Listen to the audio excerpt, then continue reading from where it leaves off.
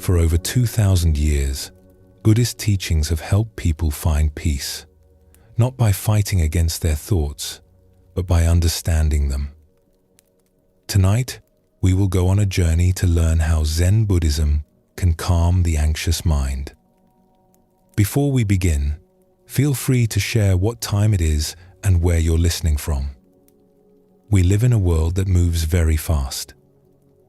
The mind tries to keep up. It believes that if it just thinks hard enough, worries thoroughly enough, it can keep us safe. And so it never stops. But somewhere beneath all the noise and anxious thoughts, there is a quieter way of being. Zen Buddhism points to this stillness, not as something we must create, but as something that is already here, waiting to be remembered. Tonight, we will sit with ancient stories and teachings that have guided countless people towards this peace. You do not need to do anything special as you listen. You do not need to fix yourself or quiet your mind through force. Simply let these teachings settle into you like rain soaking into soft earth. Let your body rest. The calm you are looking for is closer than you think. It has been here all along. Relax, and let's begin our journey together. There's movement in your mind right now. Even as you listen, thoughts come and go without your permission. This is simply what minds do, and Zen Buddhism has been studying this phenomenon for over 1,000 years. The ancient teachers called it monkey mind. Picture a monkey swinging through trees, grasping one branch only to immediately reach for the next, never settling, always in motion. This isn't meant as criticism. It's simply an honest observation of how the untrained mind behaves. The Buddha himself spoke of this. He described the mind as wild, difficult to guard, difficult to control. But he also taught that this wildness could be understood, and in understanding it, we find freedom.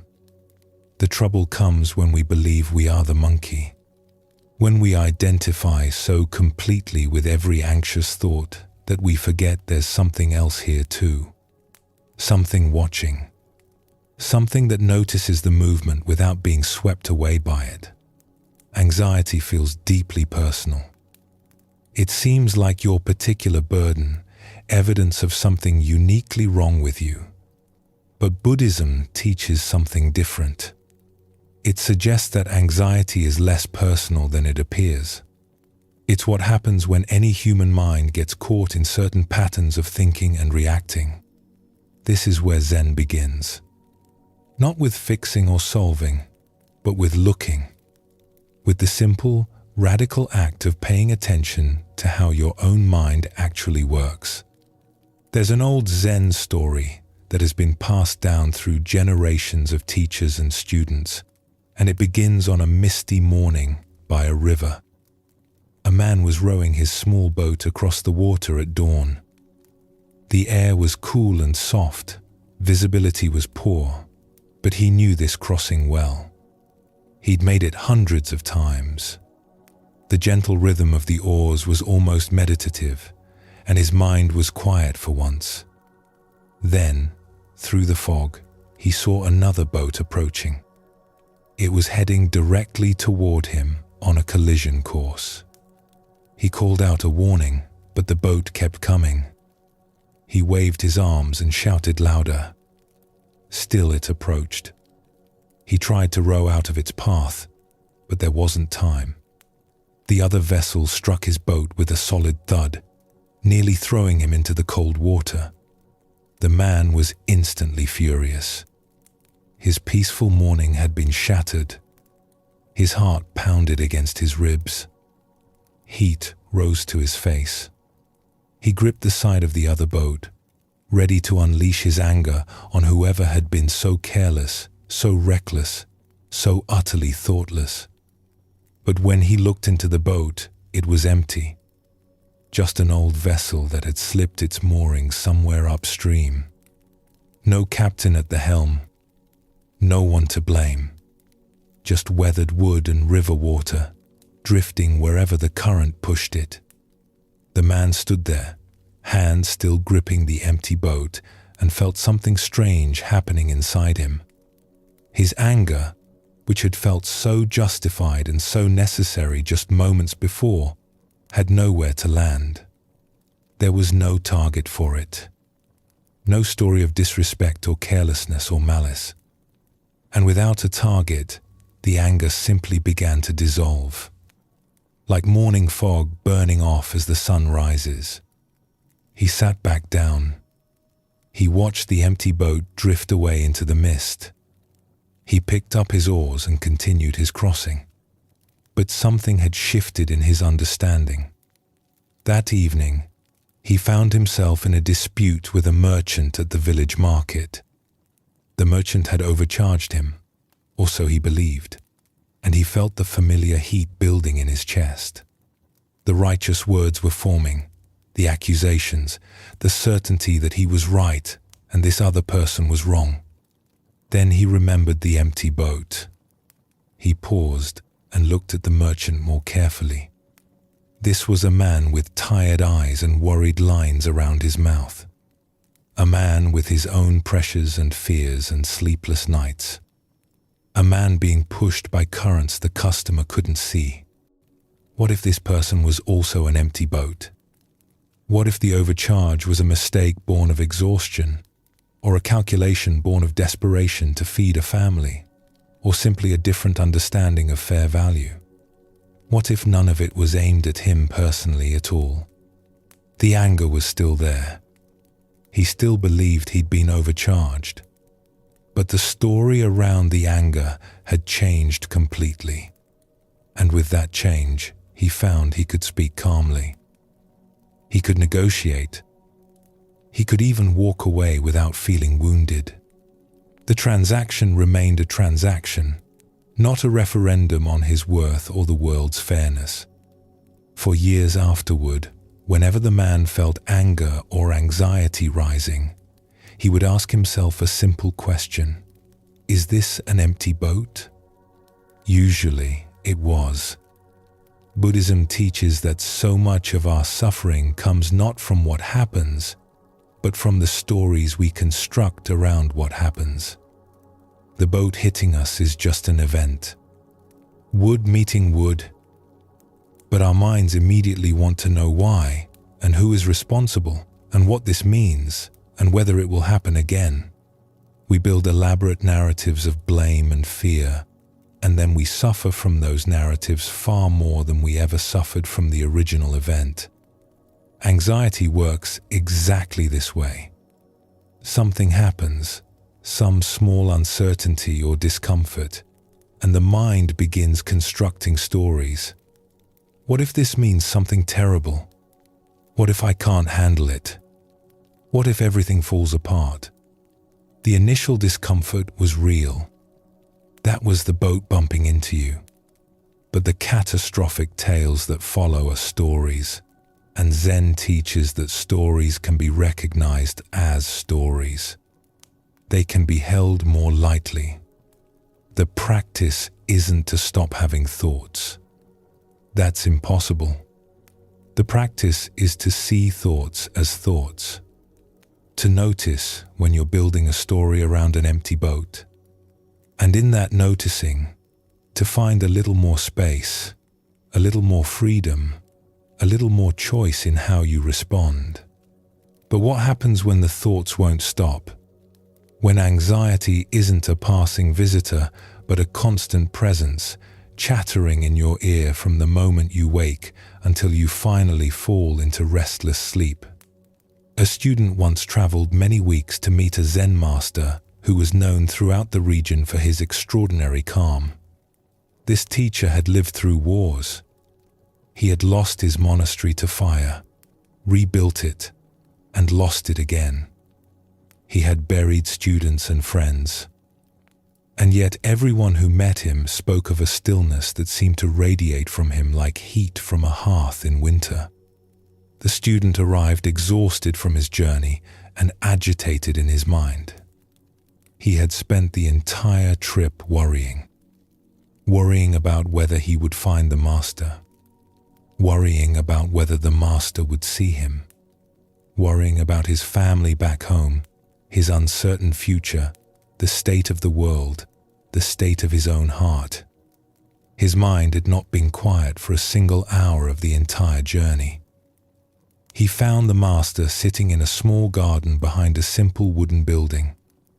The old man was watching a beetle make its way across a stone. Just watching, with what seemed like complete attention, as if this beetle's journey was the most interesting thing in the world. The student bowed and waited to be acknowledged. When the master finally looked up, his eyes were kind but penetrating. He gestured for the student to sit. "Teacher," the student began, the words tumbling out, "I've come to ask how to stop my anxious thoughts. They never leave me alone. I've tried forcing them away, and they only grow louder. I've tried ignoring them, and they wait until I'm still again. I've tried reasoning with them, arguing against them, proving them wrong with logic and evidence, but they always have a response. They're relentless. Please, tell me the secret to making them stop." The master listened without interrupting. When the student finished, there was a long silence. The beetle continued its journey. A bird called somewhere in the trees. Finally, the master spoke. "Bring me one of these anxious thoughts." The student hesitated. "I'm sorry? You say thoughts torment you. You speak of them as if they are enemies with swords surrounding you on all sides. Bring me one. Let me see it." "I can't bring you a thought," the student said, confused. "Thoughts aren't objects. They don't have form. They're just in my mind." "Ah," said the master. "So they have no form. They cannot be touched or held or weighed. Tell me, where do they come from?" The student considered this. It was not a question he had ever asked himself. "They just arise," he said slowly. "One moment my mind is relatively quiet, and then suddenly a worried thought is there. I don't choose to think it. It simply appears. And where do they go? When one thought ends and another begins, where does the first one go?" This question was even stranger. "I don't know. It fades, I suppose. It dissolves." The master nodded, as if this was exactly the answer he expected. "So these terrible thoughts that you have traveled weeks to escape have no physical form. They arise on their own, without your decision or consent. They dissolve on their own, also without your decision or consent. They come from nothing and return to nothing." He paused and picked up a fallen leaf from beside him. "What you describe sounds less like enemies with swords and more like leaves falling from a tree. The tree does not choose when each leaf will drop. The wind carries them where it will. Some land nearby, some blow far away, and then they decompose and become part of the soil again." "But they feel so real," the student protested. "When I'm caught in them, they feel like the most important thing in the world. They feel like truth." "Of course they do," the master said gently. "That is the nature of thoughts. They are very convincing. This is what gives them their power. A thought appears and announces itself as truth, as emergency, as something that must be addressed immediately. And because we believe this announcement, we give it our attention, our energy, our belief.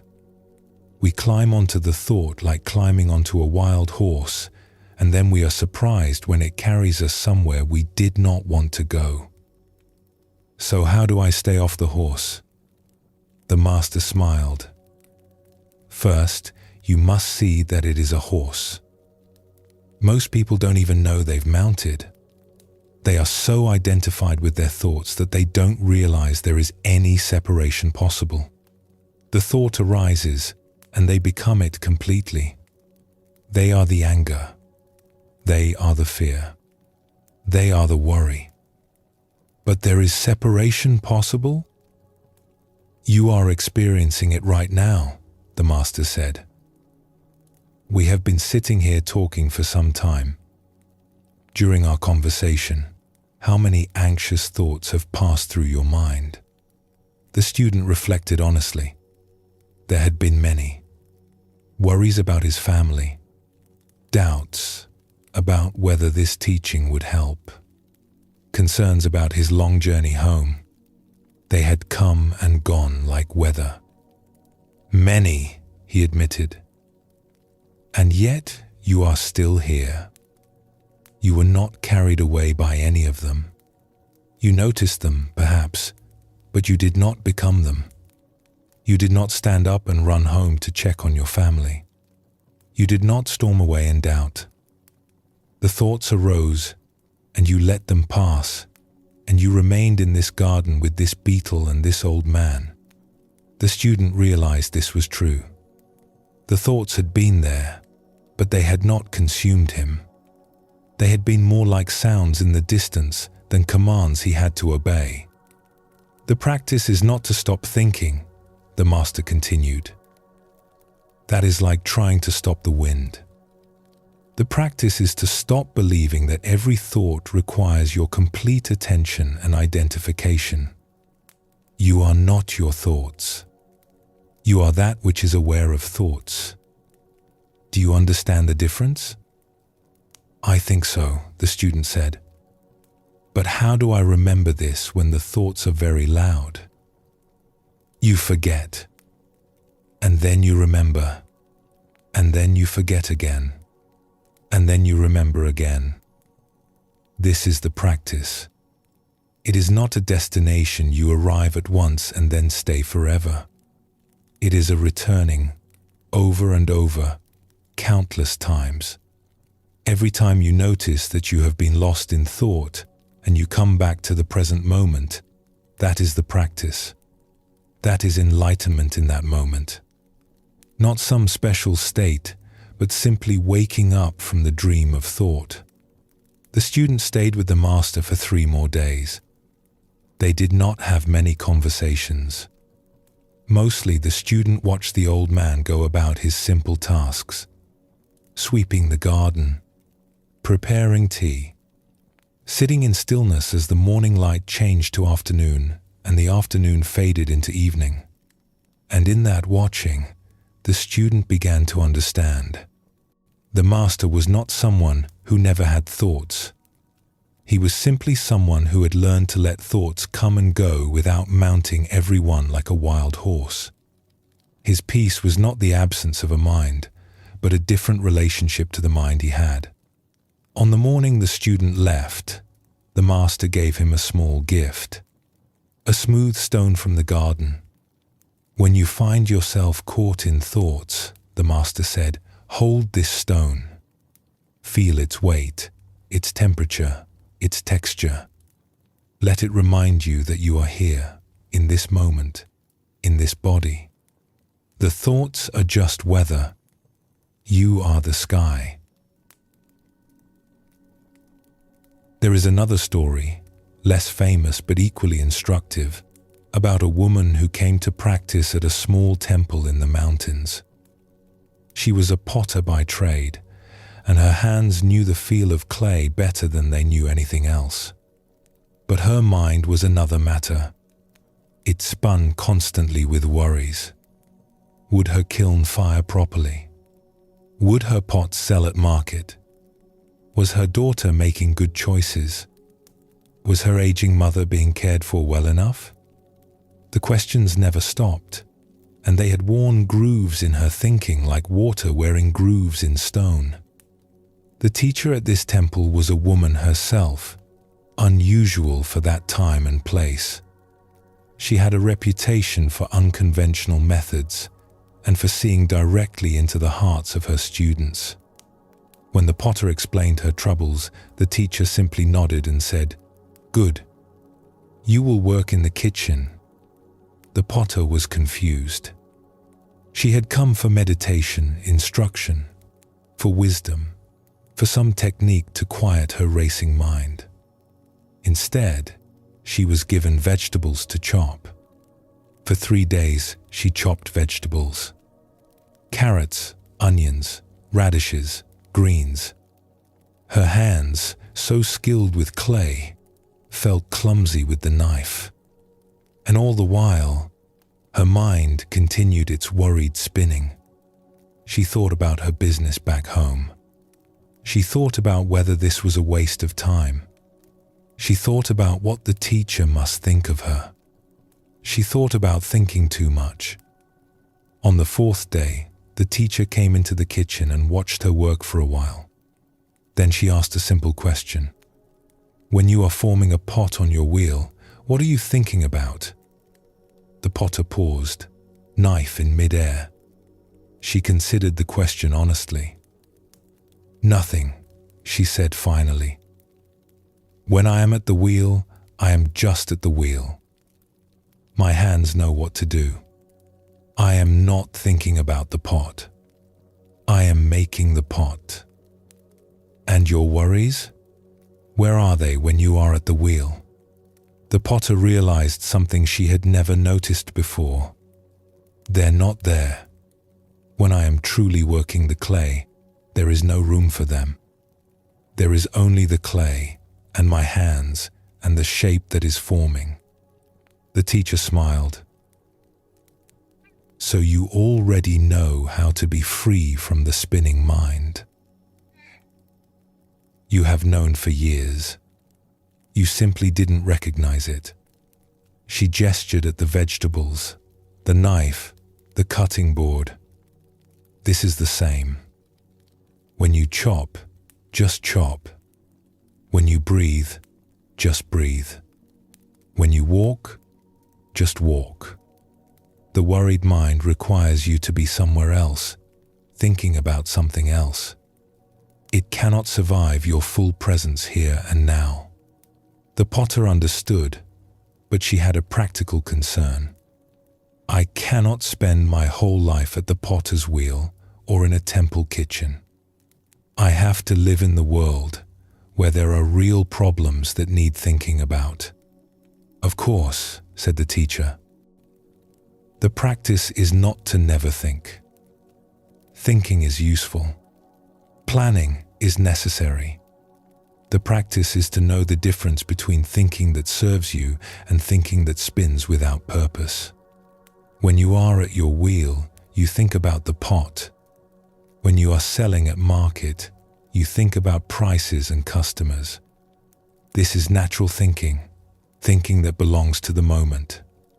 But when you are at your wheel thinking about the market, or at the market thinking about your mother, or with your mother thinking about your kiln, then you are nowhere at all. You are lost in the spinning." She picked up a carrot and handed it to the potter. "Start here. 1 vegetable, 1 cut, 1 breath. Not as a way to escape your life, but as a way to return to it. The spinning mind takes you away from your life. Presence brings you home." The potter stayed at the temple for 2 more weeks. She did not receive elaborate teachings or secret techniques. She chopped vegetables. She swept floors. She sat in silence with the other students. And slowly, gradually, she began to notice something. The spinning mind still spun, but it spun less. And when it did spin, she recognized it more quickly. Oh, she would think, "There I go again." And that recognition, that simple seeing, was enough to bring her back. When she returned to her village and her pottery wheel, she brought this practice with her. She noticed when she was present and when she was lost in thought. She noticed when her thinking was useful and when it was just spinning. She didn't become a different person. She became more fully herself, more available to her own life, less lost in the maze of her own worrying. This is what the Zen tradition calls mindfulness, though the word has become so overused that it has almost lost its meaning. It simply means paying attention, noticing what is actually happening, right here, right now, rather than being lost in stories about the past or fantasies about the future. The Buddha taught this as the foundation of the entire path. He called it right mindfulness, and he described it in beautifully simple terms. When walking, know that you are walking. When standing, know that you are standing. When sitting, know that you are sitting. When lying down, know that you are lying down. This sounds almost too simple to be useful, and yet most of us spend most of our lives doing the opposite. We walk while thinking about work. We eat while planning tomorrow. We lie in bed while rehashing yesterday. We are almost never simply where we are, doing what we are doing. Anxiety flourishes in this gap.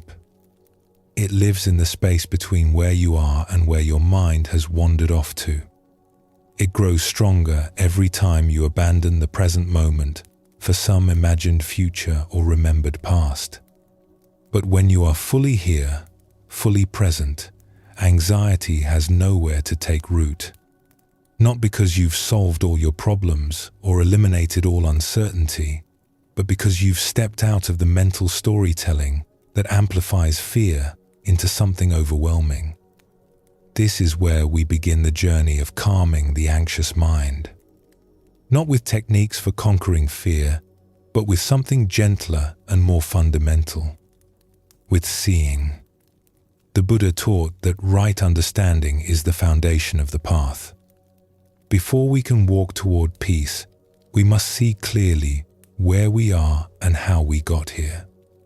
This means looking honestly at how the mind creates its own suffering. Your restless mind is not your enemy. It evolved over millions of years to keep you alive, to scan for threats, to anticipate problems, to imagine future dangers so you could prepare for them.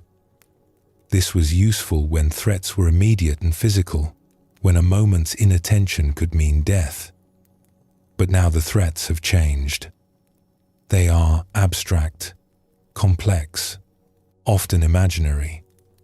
Financial worries, social fears, existential anxieties about meaning and mortality.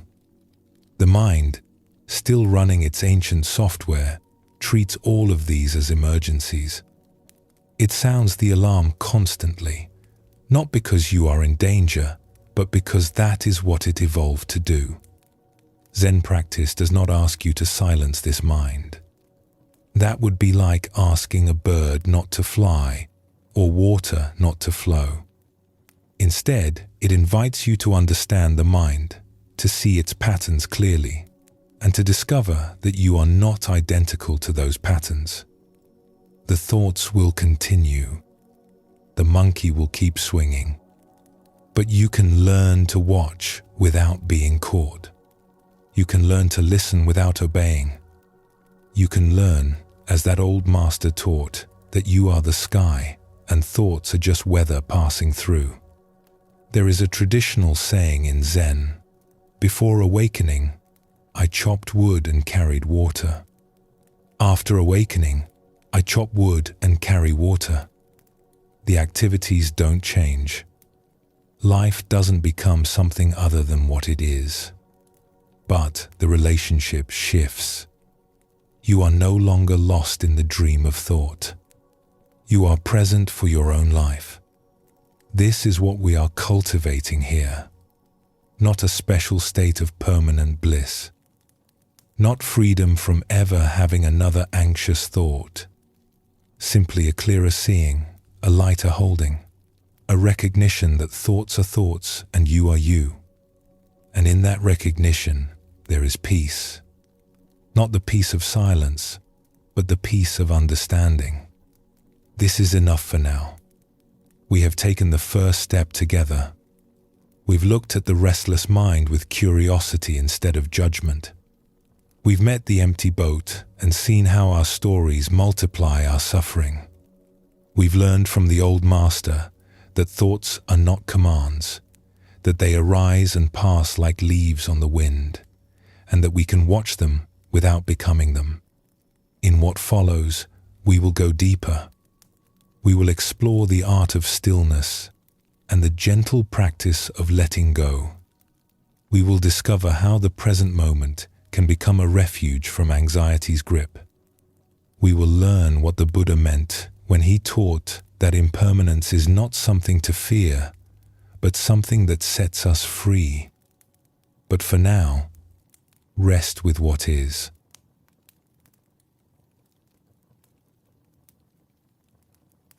Artifact 2. The art of stillness. We live in a world that never stops moving. From the moment you wake up, there are things demanding your attention. Phones buzzing, emails waiting, people needing things from you.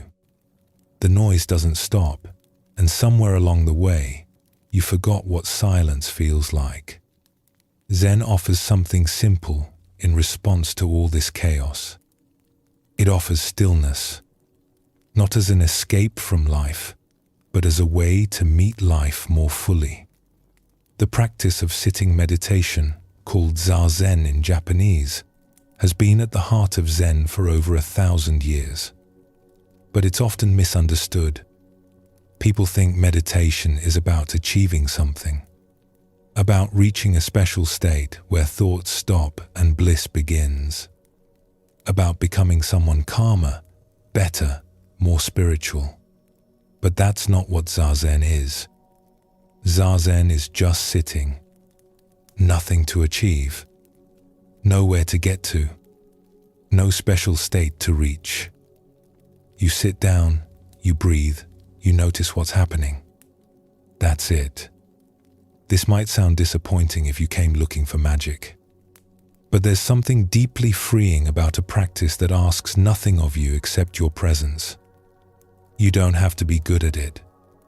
You don't have to quiet your mind or control your thoughts. You just have to show up and sit. The Buddha himself found awakening while sitting under a tree, not performing elaborate rituals, not studying ancient texts, just sitting, watching, being present with things as they are. There's a reason stillness has been valued by every wisdom tradition in human history. When you stop moving, something has a chance to settle. Like muddy water that becomes clear when you stop stirring it, the mind naturally calms when you give it space. There's an old story from Japan about a tea master named Takeno. He was famous throughout the land for the beauty and precision of his tea ceremony. Lords and warriors traveled great distances just to experience tea prepared by his hands. In his small tea room, time seemed to slow down. The troubles of the world faded away. There was only the steam rising from the cup, the quiet movements, the deep peace that filled the space. But Takeno was not a warrior. He had never held a sword in his life. He knew nothing of combat or fighting. He was simply a man who had devoted his life to the way of tea. One day, while traveling to serve tea at a lord's estate, Takeno accidentally bumped into a young samurai on the street. It was a small thing, barely a touch of shoulders as they passed. But the samurai was in a foul mood, and he took offense. "You have insulted me," the samurai declared loudly, so everyone nearby could hear. "I demand satisfaction. We will duel at dawn tomorrow by the river." Takeno was terrified. He had no training with a sword. He had never been in a fight in his entire life. A duel with an experienced samurai meant certain death. He spent the rest of the day in a panic, his mind spinning through possibilities. Could he run away? Could he hide? Could he find someone to fight in his place? None of these options were possible without bringing shame on himself and his family. Finally, in desperation, he went to visit a sword master who lived in the city. Perhaps this teacher could give him a few quick lessons, some basic technique that might help him survive. The swordmaster listened to Takeno's story and shook his head sadly. There is nothing I can teach you in one night that will save you from an experienced swordsman. If you face him blade to blade, you will die. Takeno felt his heart sink. Then there is no hope? The swordmaster was quiet for a long moment. Then he asked an unexpected question. Tell me about your tea ceremony. What is it like when you prepare tea? Takeno was confused by the question, but he answered honestly. When I prepare tea, everything else falls away. There is no past or future. There is only the water, the cup, the movements I have practiced 10,000 times. I am not thinking about anything. I am simply there, completely present, doing what I am doing. And are you afraid when you make tea? Afraid? No. There is no fear. There is no self to be afraid. There is only the ceremony. The sword master nodded slowly. Then this is my advice. Tomorrow, when you face the samurai, do not try to fight him. You will lose. Instead, prepare to serve tea. Face your death the same way you prepare your ceremony, with complete presence, with no thought of past or future, with no self to protect or defend. Takeno didn't fully understand, but he had no other options.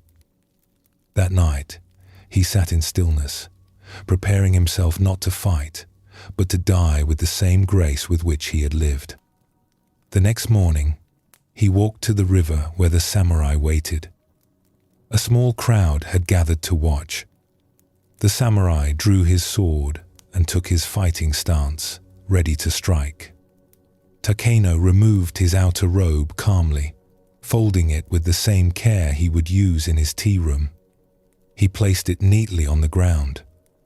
Then he straightened his remaining clothes, smoothing them slowly, deliberately, as if he had all the time in the world. He looked at the samurai. There was no fear in his eyes, no anger, no desperation. Just the same quiet presence he brought to every tea ceremony. He was not thinking about winning or losing, living or dying. He was simply there, in that moment, completely. He reached for his sword, which he barely knew how to hold, and began to raise it over his head. His movements were slow and deliberate, like pouring water into a cup. The samurai hesitated. Something was wrong. This was not how an opponent was supposed to behave. Where was the fear? Where was the desperation? This tea master moved like a man who had already accepted death, who had nothing to lose, who was completely at peace with whatever happened next. The samurai had seen many men face death. They always showed fear. They always made mistakes. But this man showed nothing except calm presence. It was unnerving. It suggested a skill, a depth, that the samurai couldn't see or understand. Doubt crept into the samurai's mind. Was this tea master hiding some secret technique? Was his stillness a trap? Long moments passed. Neither man moved. The crowd held its breath. Finally, the samurai lowered his sword. "I withdraw my challenge," he said quietly. "There is nothing to be gained here." He turned and walked away. Takeno stood by the river for a long time, still and quiet, feeling the morning sun on his face. This story points to something important about stillness. It's not weakness. It's not passivity. It's not giving up or checking out from life. True stillness is a kind of power. When you are fully present, fully grounded in this moment, you become very hard to push around. The samurai was skilled at fighting fearful opponents.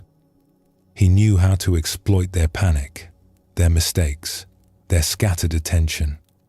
But he had no idea how to fight someone who wasn't afraid, someone who was simply present. Anxiety scatters us. It pulls our attention in a dozen directions. It makes us weak by making us fragmented. But presence gathers us back together. It gives us access to our full strength, our full clarity, our full capacity to respond. The Zen teacher Shunryu Suzuki, who brought Zen to America in the 1960 seconds, used to say, "In the beginner's mind, there are many possibilities. In the expert's mind, there are few." This points to the same truth. When we approach life with stillness and openness, without our fixed ideas about how things should go, we become more flexible, more adaptable, more alive. Takeno survived not because he learned to fight, but because he learned something more fundamental. He learned that the presence he cultivated in his tea room was available everywhere, even facing death, even in the most terrifying moment of his life. He didn't become a warrior that day. He remained exactly who he was, a tea master, a man of peace. But he discovered that peace itself was a kind of strength that warriors don't understand. This is what meditation practice offers. Not a technique for escaping difficult situations, but training in presence that you can bring to any situation. The stillness you find on the cushion doesn't stay on the cushion. It comes with you into the rest of your life. There was a Zen monk named Ryokan who lived alone in a small hut on a mountainside in Japan about 200 years ago. He owned almost nothing. A few robes, a begging bowl, some brushes for calligraphy. He spent his days writing poetry, playing with the village children, and sitting in meditation. People found his simplicity puzzling. He was a brilliant man, educated and talented, from a wealthy family. He could have had status and comfort. Instead, he chose a leaky hut and a life of poverty. One autumn night, a terrible storm came to the mountain. The wind howled and rain poured down in sheets. The roof of Ryokan's hut began to leak in a dozen places. Water dripped onto his sleeping mat, onto his few books, onto the floor. The wind found every crack in the walls and filled the tiny space with cold. A visitor who had been caught on the mountain by the storm took shelter with Ryokan that night. He expected to find the monk miserable, scrambling to protect his belongings, cursing his bad luck. Instead, he found Ryokan sitting calmly in the corner of his hut, wrapped in his thin robe, watching the storm through the gaps in his walls. "Aren't you upset?" the visitor asked. "Your home is being destroyed. Everything is getting wet." Ryokan smiled. "The storm is doing what storms do. Should I be angry at the rain for being wet? Should I shout at the wind for blowing? But what will you do?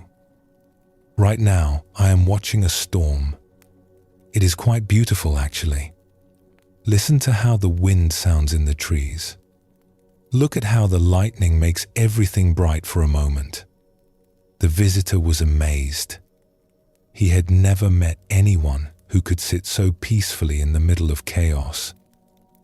"But tomorrow," the visitor pressed, "when the storm is over, You'll have to repair your roof, dry your things. Tomorrow I will do what tomorrow requires, Ryokan said. But that is tomorrow. Right now, there is only this storm, this moment, this breath. Why would I ruin this moment by worrying about the next one? They sat together through the night. The visitor, despite the cold and wet, found himself strangely peaceful. Something about Ryokan's calm was catching, like warmth from a fire. When morning came and the storm had passed, the visitor helped Ryokan patch his roof. The work was simple and even pleasant. The sun was out, the air was fresh, and they worked in companionable silence. As the visitor prepared to leave, he asked Ryokan one more question. How do you do it? How do you stay so calm when everything is falling apart around you? Ryokan thought for a moment. The storm is outside, he said finally. But in here, he touched his chest, it is always still. I have learned to live from here, from this quiet place. The world can rage all it wants. It cannot touch what is deepest in me. The visitor carried those words with him for the rest of his life.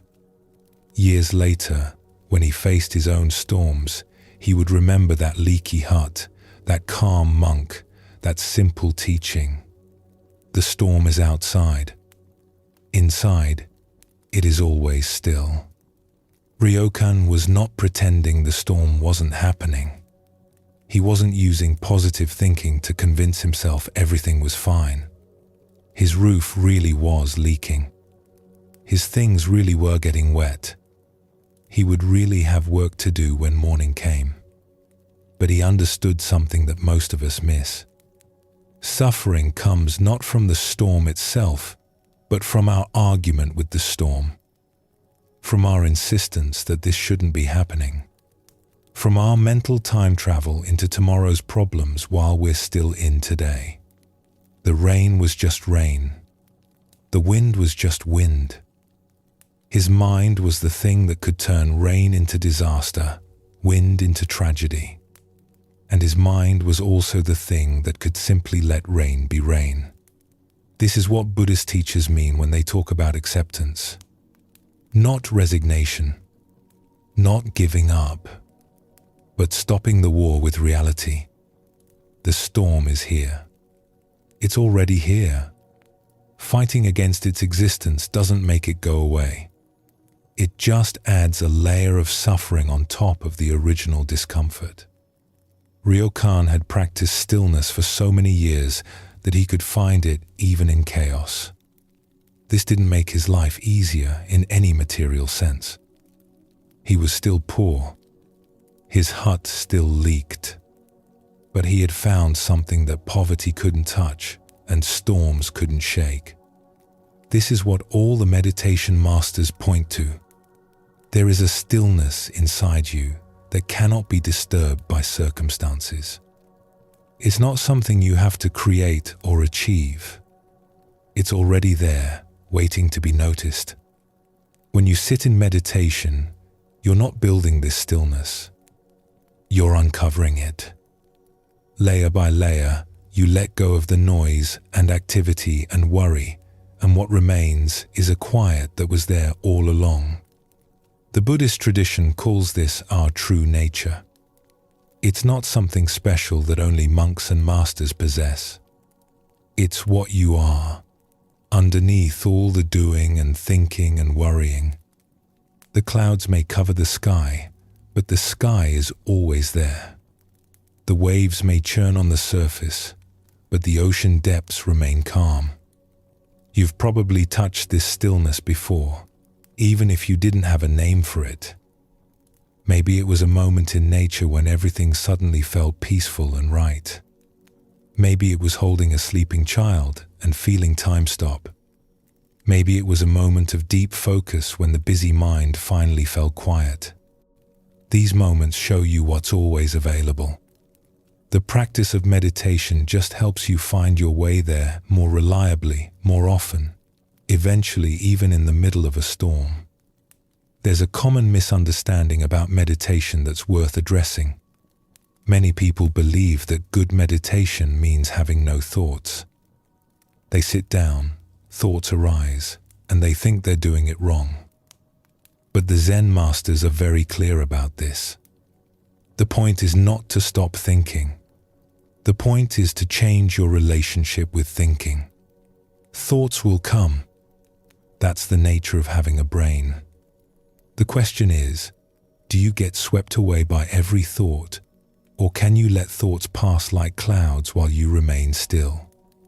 Imagine you're sitting by a river, watching the water flow by. Leaves and sticks float past. You see them, you notice them, but you don't jump in and try to grab each one. You just watch. The river keeps flowing. You stay on the bank. This is how to be with thoughts. They flow through your mind like a river. You don't have to stop the flow. You just don't have to jump in. Sometimes the river is calm and clear. Sometimes it's wild and muddy. Either way, you can sit on the bank and watch. The stillness isn't about what's happening in the river. It's about where you're sitting. The world will keep moving. Phones will keep buzzing. People will keep needing things from you. Nothing we've talked about will change that. But you can change. You can learn to carry stillness with you even when everything around you is in motion. Like Takeno facing the samurai. Like Ryokan sitting in the storm.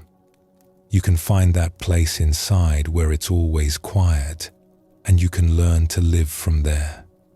This doesn't mean becoming passive or withdrawn. The most peaceful people are often the most effective. When you're not wasting energy on anxiety and distraction, you have more to give. When you're fully present, you see more clearly and respond more wisely. Stillness is not the opposite of action. It's the ground from which right action arises. Think about the most effective people you know. Not the busiest ones, but the ones who actually get things done well. Often, there's a quality of calm about them. They're not rushing around in a panic. They're not scattered and frantic. They move with purpose and presence. This is what the Buddhist tradition calls wise action. It comes from stillness, not from agitation. When you're calm, you see the situation clearly. You respond to what's actually happening, not to your fears about what might happen. You don't waste energy on worry or distraction. Everything goes where it's needed. The anxious mind tells you that you need to worry in order to be prepared. That if you stop being vigilant for one moment, something terrible will slip past your defenses. But this is a lie. Worry is not preparation. It's just suffering in advance. True preparation comes from presence, from seeing clearly, from being grounded enough to respond to what actually arises instead of fighting imaginary battles in your head. We began by talking about a world that never stops moving. But here's what the Zen masters discovered. You don't need the world to stop. You just need to stop yourself, even briefly, even for a few breaths. In that stopping, something settles. In that settling, something opens. In that opening, you remember what you already are. Not the busy person running from task to task. Not the worried mind spinning through problems, but the stillness underneath all of that. The awareness that was there before the noise began and will be there after it ends. This stillness is your birthright. It's not something you have to earn or achieve. It's simply something to uncover, to return to remember. And with practice, with patience, With the gentle discipline of showing up again and again, it becomes more available. Not just on the cushion, but in the kitchen. Not just in silence, but in noise. Not just when life is easy, but right in the middle of the storm. That's what we're learning here. That's what all of this is pointing to. You carry peace with you already. You just have to remember where you put it. Take a breath and feel your body resting. Let that be enough for now.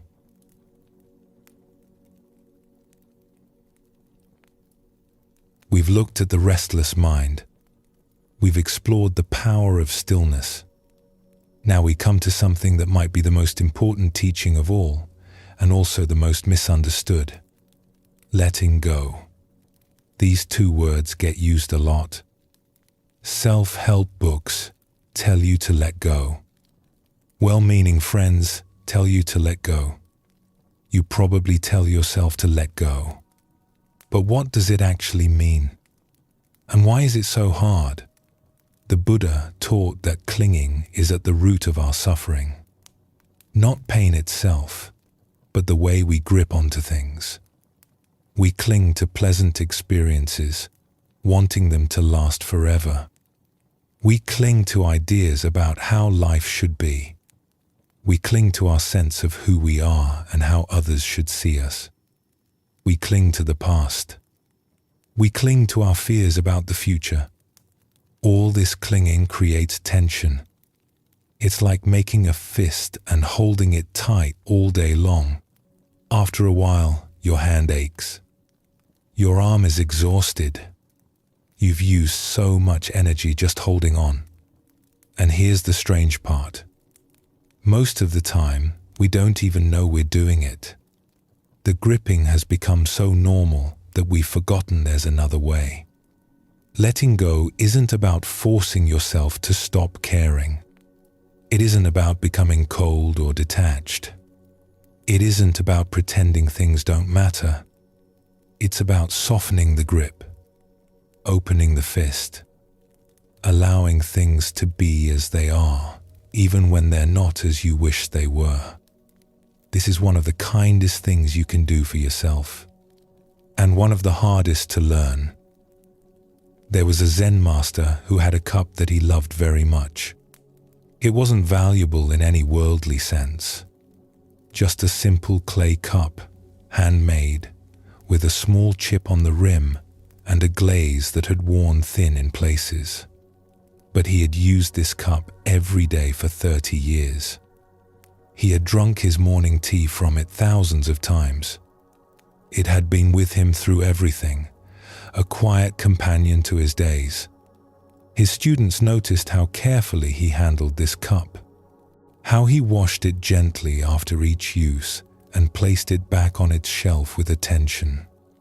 Some of them thought it was strange that a Zen master, who taught non-attachment, would be so devoted to a simple cup. One morning, a young student was helping clean the master's room. He picked up the cup to dust the shelf beneath it, and it slipped from his fingers. It fell to the stone floor and shattered into pieces. The student was horrified. He stood frozen, staring at the broken cup, his face white with shame. He had destroyed the master's most treasured possession. He didn't know what to say. He couldn't even look up when he heard the master enter the room. There was a long silence. The student waited for anger, for disappointment, for some kind of punishment. He could hear his own heart beating. Then the master knelt down beside him and began picking up the pieces, one by one, carefully, almost tenderly. "I'm so sorry," the student finally managed to say. "I know how much this cup meant to you. I was careless. I've ruined something irreplaceable." The master looked at him with gentle eyes. "You haven't ruined anything," he said. "You've just shown me what was always true." "What do you mean?" The master held up one of the broken pieces, turning it in the light. From the very first day I received this cup, it was already broken. Do you understand? Everything that can break will break. Everything that can end will end. This isn't sad news. This is simply the truth of how things are. He set the piece down with the others. I loved this cup, he continued. I still love it. But I never made the mistake of thinking it would last forever. Every morning when I drank from it, I knew it might be the last time. This didn't take away from my enjoyment. It made it deeper. I was fully present with the cup because I knew our time together was borrowed.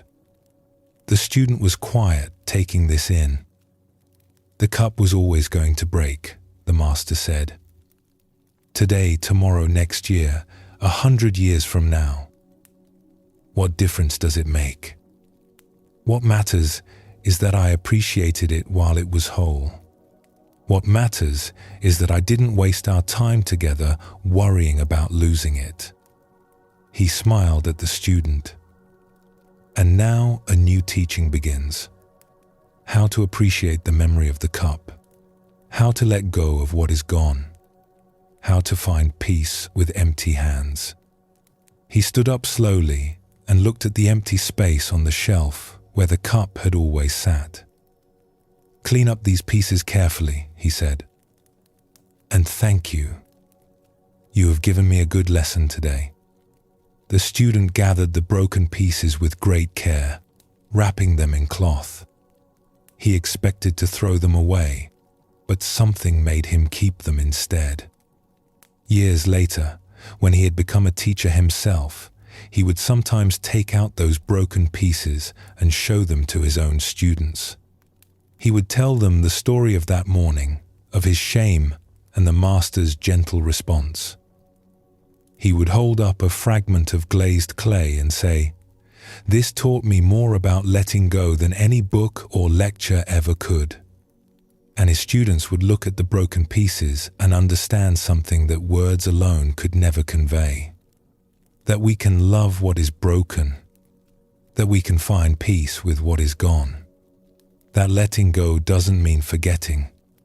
It means holding differently. This story shows us what letting go really means. It doesn't mean not loving things. The master loved his cup deeply. It doesn't mean being detached or cold. His care for the cup was obvious to everyone. What it means is not adding extra suffering on top of the natural flow of life. Things come and things go. That's just how it is. When we accept this deeply, we can love fully without the constant fear of loss poisoning our experience. The Buddha called this kind of clinging upadana. It's the grasping that says, this must stay exactly as it is. This must not change. I cannot be okay unless things remain the way I want them. But nothing remains. Everything changes. And when we demand permanence from an impermanent world, we set ourselves up for endless suffering. Letting go is simply aligning yourself with reality. Not fighting against the nature of things. Not exhausting yourself trying to hold back the tide. The master wasn't pretending the cup didn't matter. He was saying, it mattered and it's gone, and I can be at peace with both of those truths. There's another story, simpler but equally powerful, about a teacher and her student. This student had been practicing meditation for several months. She was earnest and dedicated, sitting every morning before dawn, following all the instructions carefully. But she wasn't finding the peace she was looking for. If anything, she felt more frustrated than when she began. One day, she came to her teacher in distress. "I'm doing everything right," she said. "I sit in the correct posture. I follow my breath. I try so hard to let go of my thoughts. But nothing is working. My mind is just as busy as ever. I feel like I'm failing at this." The teacher listened quietly. Then she asked the student to hold out her hand. The student did so, palm up. The teacher placed a small stone in the student's palm. "Close your hand around this," she said. "Hold it tightly." The student made a fist around the stone. "Now, I want you to let go of the stone." The student opened her hand. The stone sat in her palm. "No," said the teacher. "You haven't let go. The stone is still there." The student was confused, but I opened my hand. I stopped gripping. "Yes, you stopped gripping." But letting go isn't just about opening your fingers. Turn your hand over. The student turned her hand palm down. The stone fell to the ground. "That is letting go," said the teacher. "It's not just releasing your grip. It's allowing things to fall away completely. It's not holding on with one hand while pretending to release with the other." She looked at the student kindly. "You say you are trying hard to let go of your thoughts. But trying hard and letting go are opposites. You cannot force yourself to release something. The effort itself is a kind of gripping." The student sat with this for a moment. "So, what do I do?" "Stop trying to let go. Just let go. There's a difference. When a leaf falls from a tree, it doesn't try to fall. It just falls. When you exhale, you don't try to release the breath. You just release it." She picked up the stone and handed it back to the student. "Practice with this. Hold it. And then simply let it go. Don't think about letting go. Don't make a project of letting go. Just open your hand and let what falls, fall." The student took the stone home and practiced just as her teacher suggested. She would hold the stone, feel its weight, notice her grip, and then she would simply turn her hand over and let it drop. At first, it felt too simple. She kept waiting for some deeper technique, some secret teaching that would make everything click. But her teacher just told her to keep practicing with the stone. After a few weeks, something started to shift. She noticed that the act of releasing the stone was beginning to echo through her practice. When a thought arose during meditation, she found herself able to let it go the same way she let go of the stone.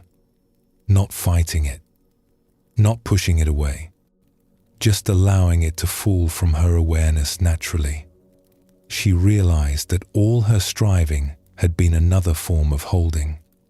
She had been gripping her idea of what meditation should feel like, what progress should look like, what peace should feel like. And all that gripping was the very thing preventing her from finding what she sought. One morning, she came to her teacher with tears in her eyes, but they were tears of relief. "I finally understand," she said. "I was holding on to letting go. I was trying to achieve non-attachment. The contradiction was right there all along, but I couldn't see it." Her teacher smiled. "And now? Now I just sit. Thoughts come and I let them go. Feelings come and I let them go. I'm not trying to get anywhere. I'm just here." "Good," said the teacher. "You have learned the lesson of the stone." This teaching points to something important. Letting go is not another thing to do. It's not a task to accomplish or a goal to achieve. It's more like an allowing, a softening, a stopping of the effort to hold on. We make it so complicated. We think we need special techniques, the right words, the perfect moment. But letting go is the most natural thing in the world.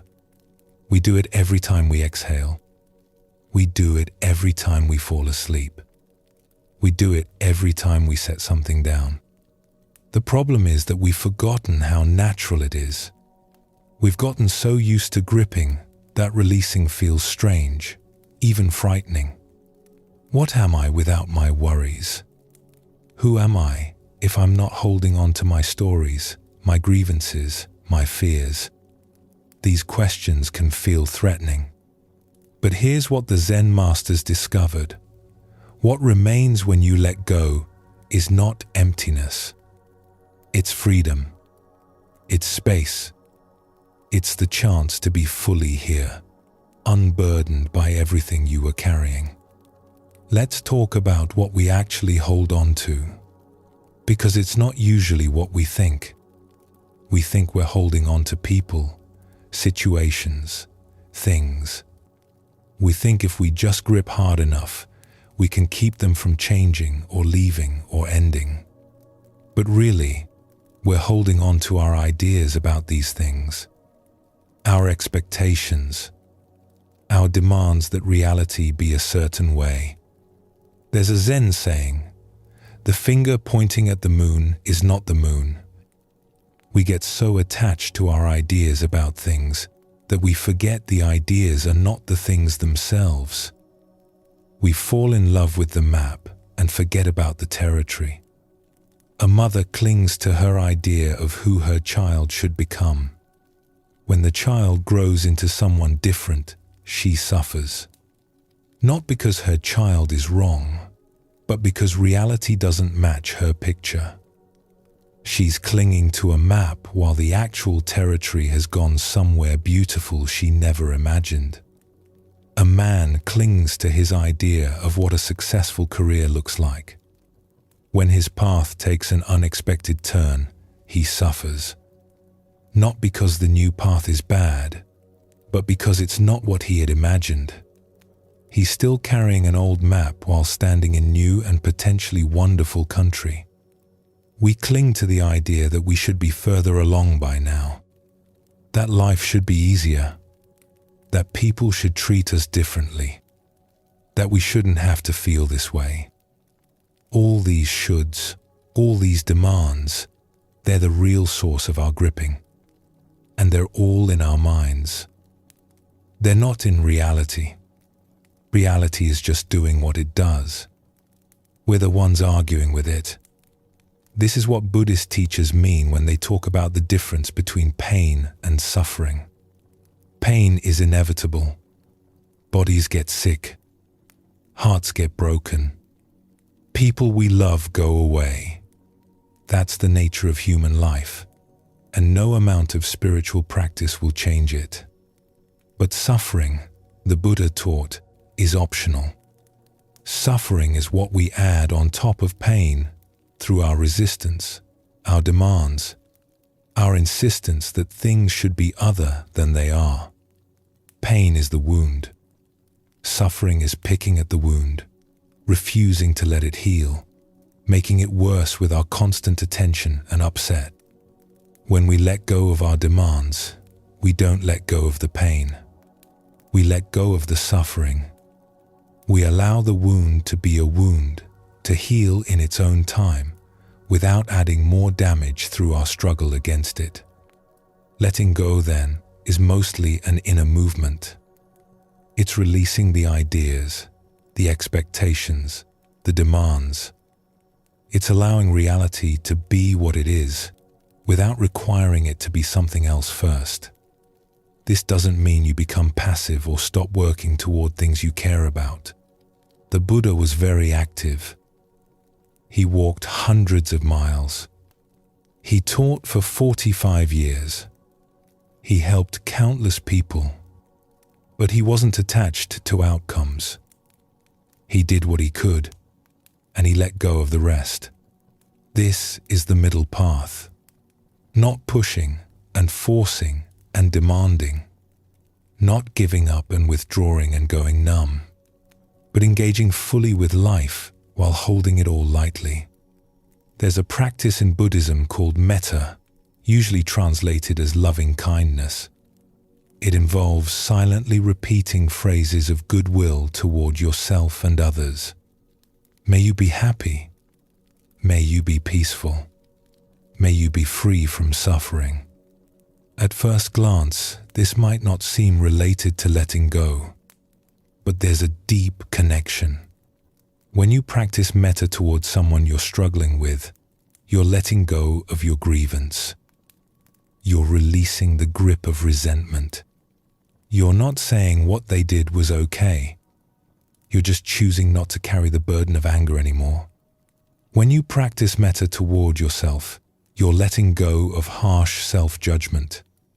You're releasing the idea that you need to be perfect to be worthy of kindness. You're putting down the weight of shame and self-criticism. Letting go, at its heart, is an act of kindness. It's kind to yourself because you stop suffering unnecessarily. It's kind to others because you stop demanding they be different than they are. The tight fist of clinging helps no one. It doesn't change the past. It doesn't control the future. It just makes your hand hurt. But when you open your hand, when you let what needs to fall away, something beautiful becomes possible.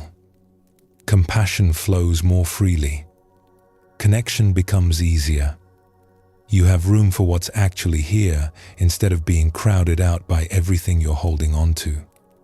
There's another thing to say about letting go, and it might be the most important. Sometimes, letting go happens on its own.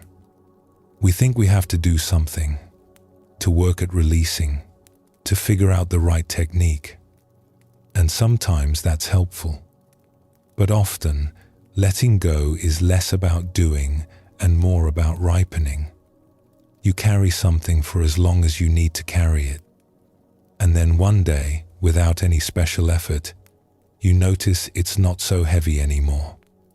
The grief has softened. The anger has faded. The fear has loosened its grip. You didn't force this to happen. You just lived. You kept breathing, kept sitting, kept paying attention. And in that patient presence, something completed itself. I think of a woman I heard about who had carried resentment toward her father for 30 years. He had been cold and distant when she was growing up, and she had spent decades wishing he had been different, wishing she had received the love she needed. She tried to let go. She really tried. She read books about forgiveness. She went to therapy. She wrote letters she never sent. But the resentment stayed, like a stone in her chest. Then one day, visiting her father in the nursing home where he now lived, lost in dementia, not even recognizing her face, something shifted. She looked at this frail old man who couldn't remember her name, and suddenly the whole story just fell away. Not because she decided to let go, not because she performed some technique, but because she was finally ready. The fruit was ripe, and it fell from the tree. She wept for a long time that day. Not from grief or anger, but from relief. 30 years of carrying something, and now her hands were empty. She could finally put it down. This is why gentleness matters so much. If you beat yourself up for not letting go fast enough, you're just adding more tension, more gripping, more to eventually release. But if you can be kind to yourself, patient with yourself, trusting that things unfold in their own time, then letting go becomes more like a natural process and less like a battle. The Zen tradition speaks of practice as a kind of gardening. You prepare the soil, you plant seeds, you water and weed and wait, but you don't force the flowers to bloom. They bloom when they're ready. Your job is just to create the conditions. Letting go is like that. You create the conditions through practice, through awareness, through kindness toward yourself.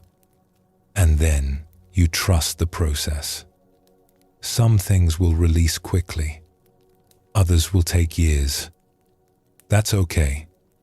You're not on anyone else's schedule. You're not in a race. You're just walking your path, one step at a time, letting go of what you can, trusting that the rest will follow when the time is right. We started this by talking about clinging and the suffering it creates. But let us end somewhere gentler. Letting go is not about becoming someone who doesn't care. The Zen masters cared deeply. The Buddha's whole life was devoted to helping others. Compassion flows through all these teachings like water through a river. What you're releasing is not your capacity to love. You're releasing the fear that makes love into grasping. You're releasing the tension that turns care into control. You're releasing the tight grip that squeezes the joy out of everything it touches. When you let go, you don't lose anything real. You lose the extra suffering you were adding to life. You lose the exhaustion of constant gripping. You lose the burden of demanding that everything stay the same forever. And what you gain is space, room to breathe, freedom to be present for what's actually here, the ability to love fully without being imprisoned by fear. The master loved his cup more after he understood it would break someday. The student found peace only when she stopped trying so hard to achieve it. This is the paradox of letting go. In releasing, we receive. In opening our hands, we find they're full. Notice where you might be holding on right now. And with great gentleness, see if you can soften just a little.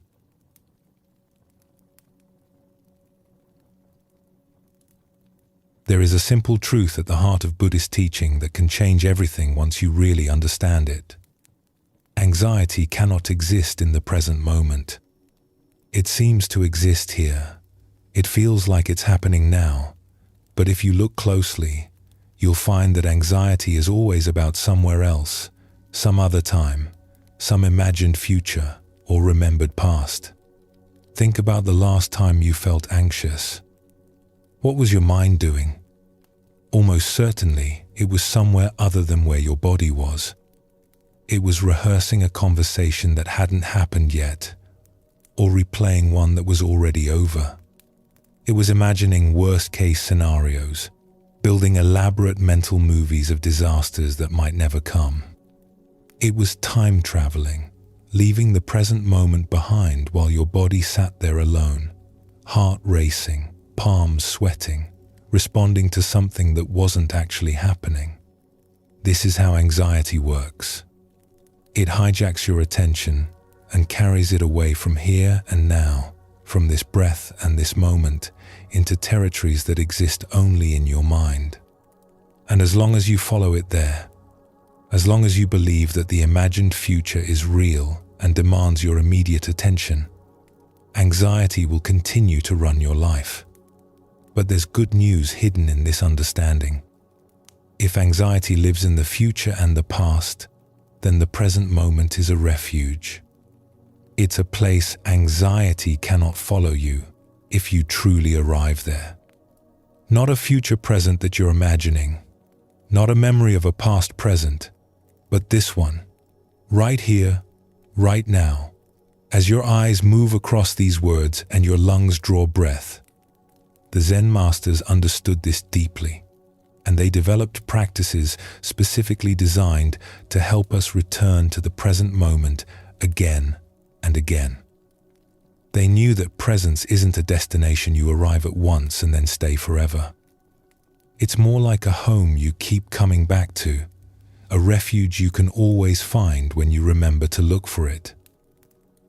There is perhaps no Zen story more famous than the tale of the man, the tiger, and the strawberry.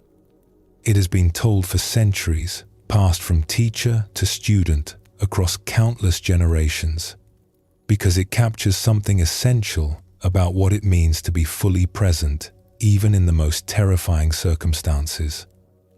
A man was walking through the forest when he heard a rustling in the brush behind him.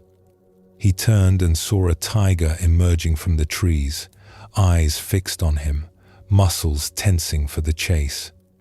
The man did what anyone would do. He ran. He ran as fast as his legs could carry him, crashing through branches and leaping over roots, his heart pounding so hard he could hear nothing else. The tiger pursued him, getting closer with every stride. The man could hear its breath now, could almost feel the heat of it on his back. Then the forest ended abruptly at the edge of a cliff. The man skidded to a stop, sending pebbles cascading down into the void below. He looked back at the tiger, now just 20 paces away and closing. He looked down at the cliff, a sheer drop into rocky darkness. There was nowhere to go. But then he noticed a thick vine growing over the edge of the cliff, snaking down into the mist below. Without thinking, he grabbed the vine and swung himself over the edge, beginning to climb down as quickly as he could. The tiger arrived at the top and paced back and forth, growling in frustration but unable to follow. The man breathed a momentary sigh of relief. But then he looked down and saw something that turned his blood cold. At the bottom of the cliff, barely visible through the mist, another tiger waited. It had heard the commotion and come to investigate, and now it sat there patiently, looking up at him, knowing that eventually he would have to come down. So there he hung, suspended between two tigers, clinging to a vine over an abyss. And then, as if his situation weren't desperate enough, he heard a small sound above him. He looked up and saw two mice, one white and one black, gnawing at the vine where it attached to the cliff top. With each bite, the vine frayed a little more. It was only a matter of time before it gave way entirely. The man closed his eyes. Tiger above, tiger below, mice chewing through his only lifeline. There was absolutely nothing he could do. No escape, no solution, no way out. This was it. And then, when he opened his eyes, he noticed something he had missed before. Growing from a crack in the cliff face, just within reach of his hand, was a single wild strawberry plant. And on it, one perfect red strawberry, glistening with morning dew. He looked at the tiger above. He looked at the tiger below. He felt the vine tremble as the mice continued their work. And then he reached out, plucked the strawberry, and put it in his mouth. How sweet it tasted. The story ends there. We don't know what happened next. Perhaps the vine broke and the man fell. Perhaps one of the tigers lost patience and found a way down the cliff. Perhaps, in a turn that the story doesn't bother to include, he was somehow rescued. It doesn't matter. The story isn't interested in what happened next. It's only interested in that one moment, that one strawberry, that one act of complete presence in impossible circumstances. This story disturbs people sometimes. They want the man to escape somehow, to find a clever solution, to be rescued at the last moment. The lack of resolution feels unsatisfying, even cruel. But the story isn't about escape. It's about something far more important. The man in the story is all of us. The tigers are all the dangers and difficulties that threaten us from every direction. Past regrets and future fears, illness and loss, and the certainty of death. The mice gnawing the vine are time itself, wearing away at our lives moment by moment. We are all hanging over an abyss with no way out. And yet, there are strawberries. There are moments of sweetness available to us even in the midst of our precarious situation, even when everything is uncertain and nothing is guaranteed. The question is, will we notice them? Will we allow ourselves to taste them? Or will we be so consumed by the tigers that we miss the sweetness entirely? This is what presence offers. Not a solution to your problems, not an escape from difficulty, but the ability to be fully here for whatever is happening right now, including the strawberries. The man couldn't change his situation, but he could change his relationship to it. He could stop struggling against what was already true and simply be where he was. And in that being, he found something beautiful. I think of all the strawberries I've missed in my own life, all the moments of simple beauty or connection or peace that I was too distracted to notice because my mind was busy with its tigers. The warmth of sunlight that I walked through without feeling because I was rehearsing an argument. The laughter of children that I heard but didn't really hear because I was calculating finances in my head. The taste of food that I swallowed without tasting because my attention was on a screen. Most of us spend our lives so focused on the tigers that we never notice the strawberries at all. We're so busy worrying about what might happen next that we miss what's happening now. We're so lost in thoughts about the past and future that we're absent for the present, which is the only place life actually occurs. The man on the cliff didn't achieve enlightenment or transcend his fear or become someone special. He just tasted a strawberry. He just allowed himself, for one moment, to be fully where he was instead of lost in where he might soon be. That's all. And that's everything. There's a teaching in Zen called Shoshin, which translates as beginner's mind. It points to a way of meeting each moment fresh, without the burden of all your accumulated ideas and expectations, without the weight of everything you think you already know. A beginner approaches things with openness and curiosity because they don't yet have fixed ideas about how things should be. They're willing to be surprised. They're able to see what's actually in front of them rather than just confirming what they already believe. But as we gain experience, we tend to lose this openness. We start to think we know how things work. We develop expectations and opinions. We stop really seeing and start just recognizing, fitting everything into categories we've already established. The world becomes smaller, more predictable, less alive. Beginner's mind is the practice of recovering that original freshness, approaching each moment as if for the first time, even when you've experienced something similar 1,000 times before. It's the practice of presence, because you can only truly be present when you're not lost in your ideas about what's happening. Anxiety is the opposite of beginner's mind. Anxiety approaches each moment loaded with expectations, most of them negative. It sees danger everywhere because it's looking for danger. It predicts disaster because that's its job, to scan for threats and prepare you for the worst. Anxiety doesn't meet the moment fresh.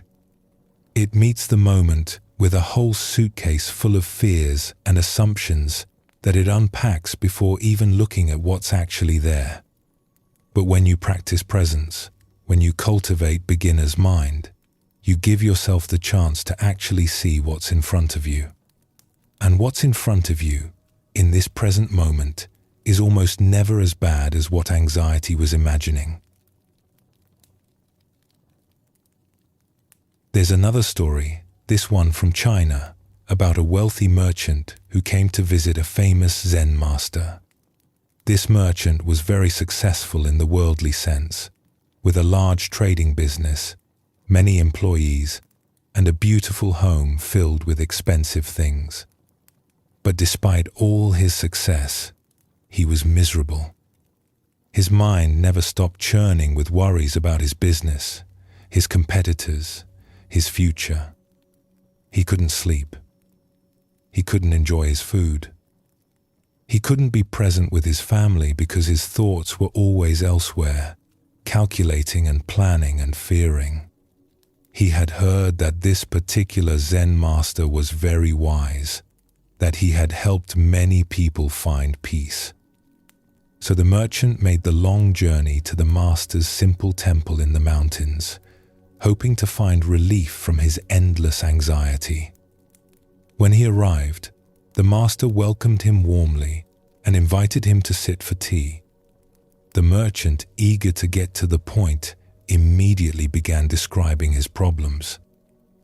He talked about the pressures of his business, the deals that might fall through, the competitors who were always trying to undercut him, the employees who might be stealing from him, the economy that might turn at any moment. He talked and talked, barely pausing for breath, pouring out all his worries as if emptying a bucket of dirty water. The master listened quietly, nodding occasionally, saying nothing.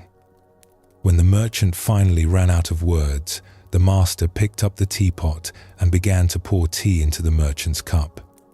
The merchant watched as the tea rose in the cup.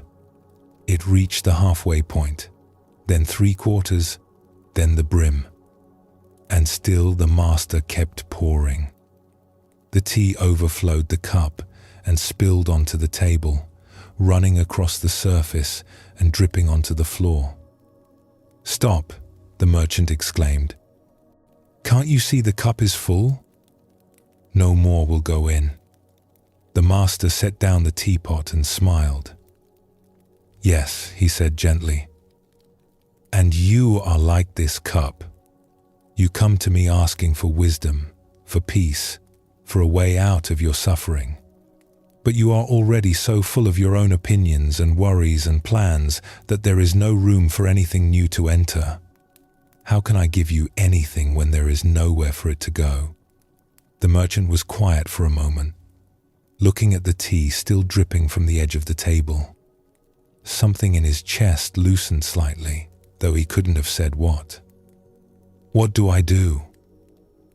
he asked, his voice softer now.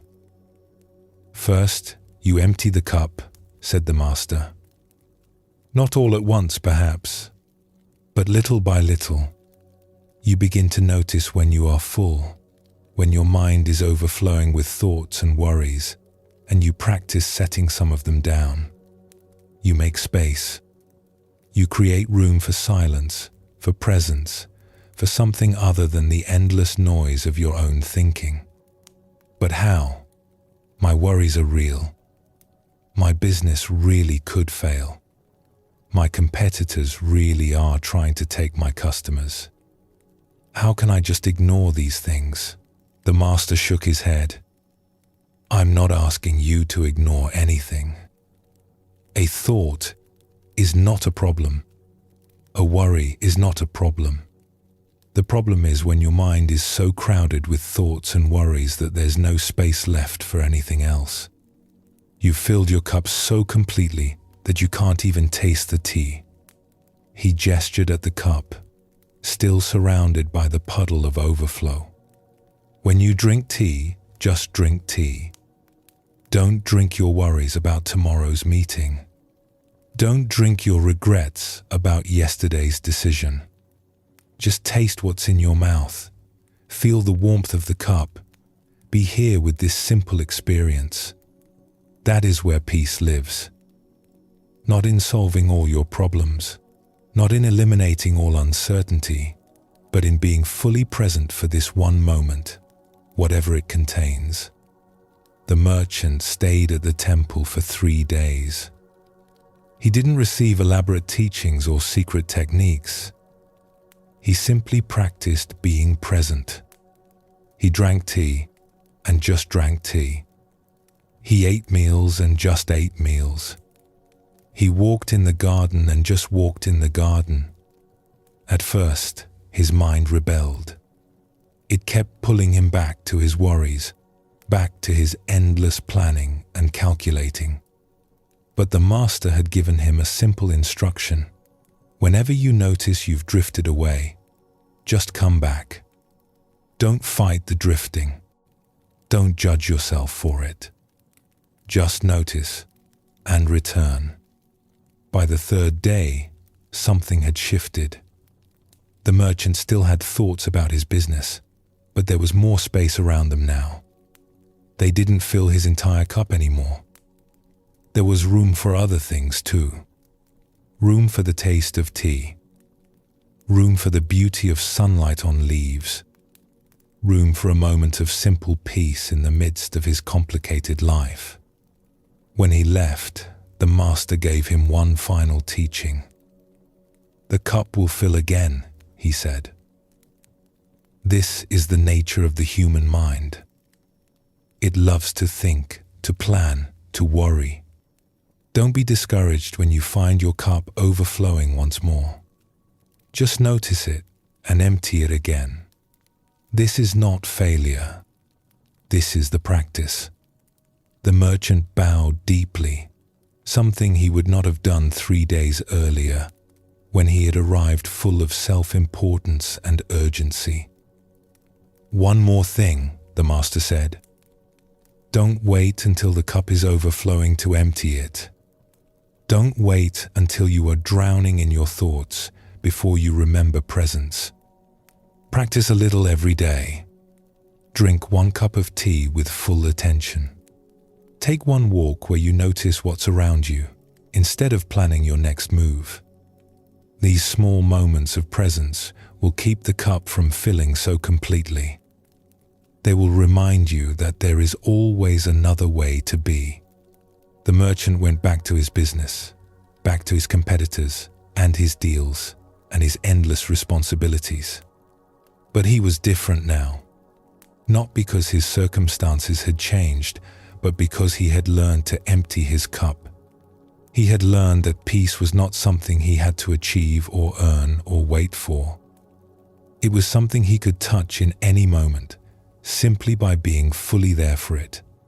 Years later, when the merchant was an old man, he would tell this story to his grandchildren. He would pour tea until the cup overflowed, making them laugh at the mess, and then he would explain what the master had taught him.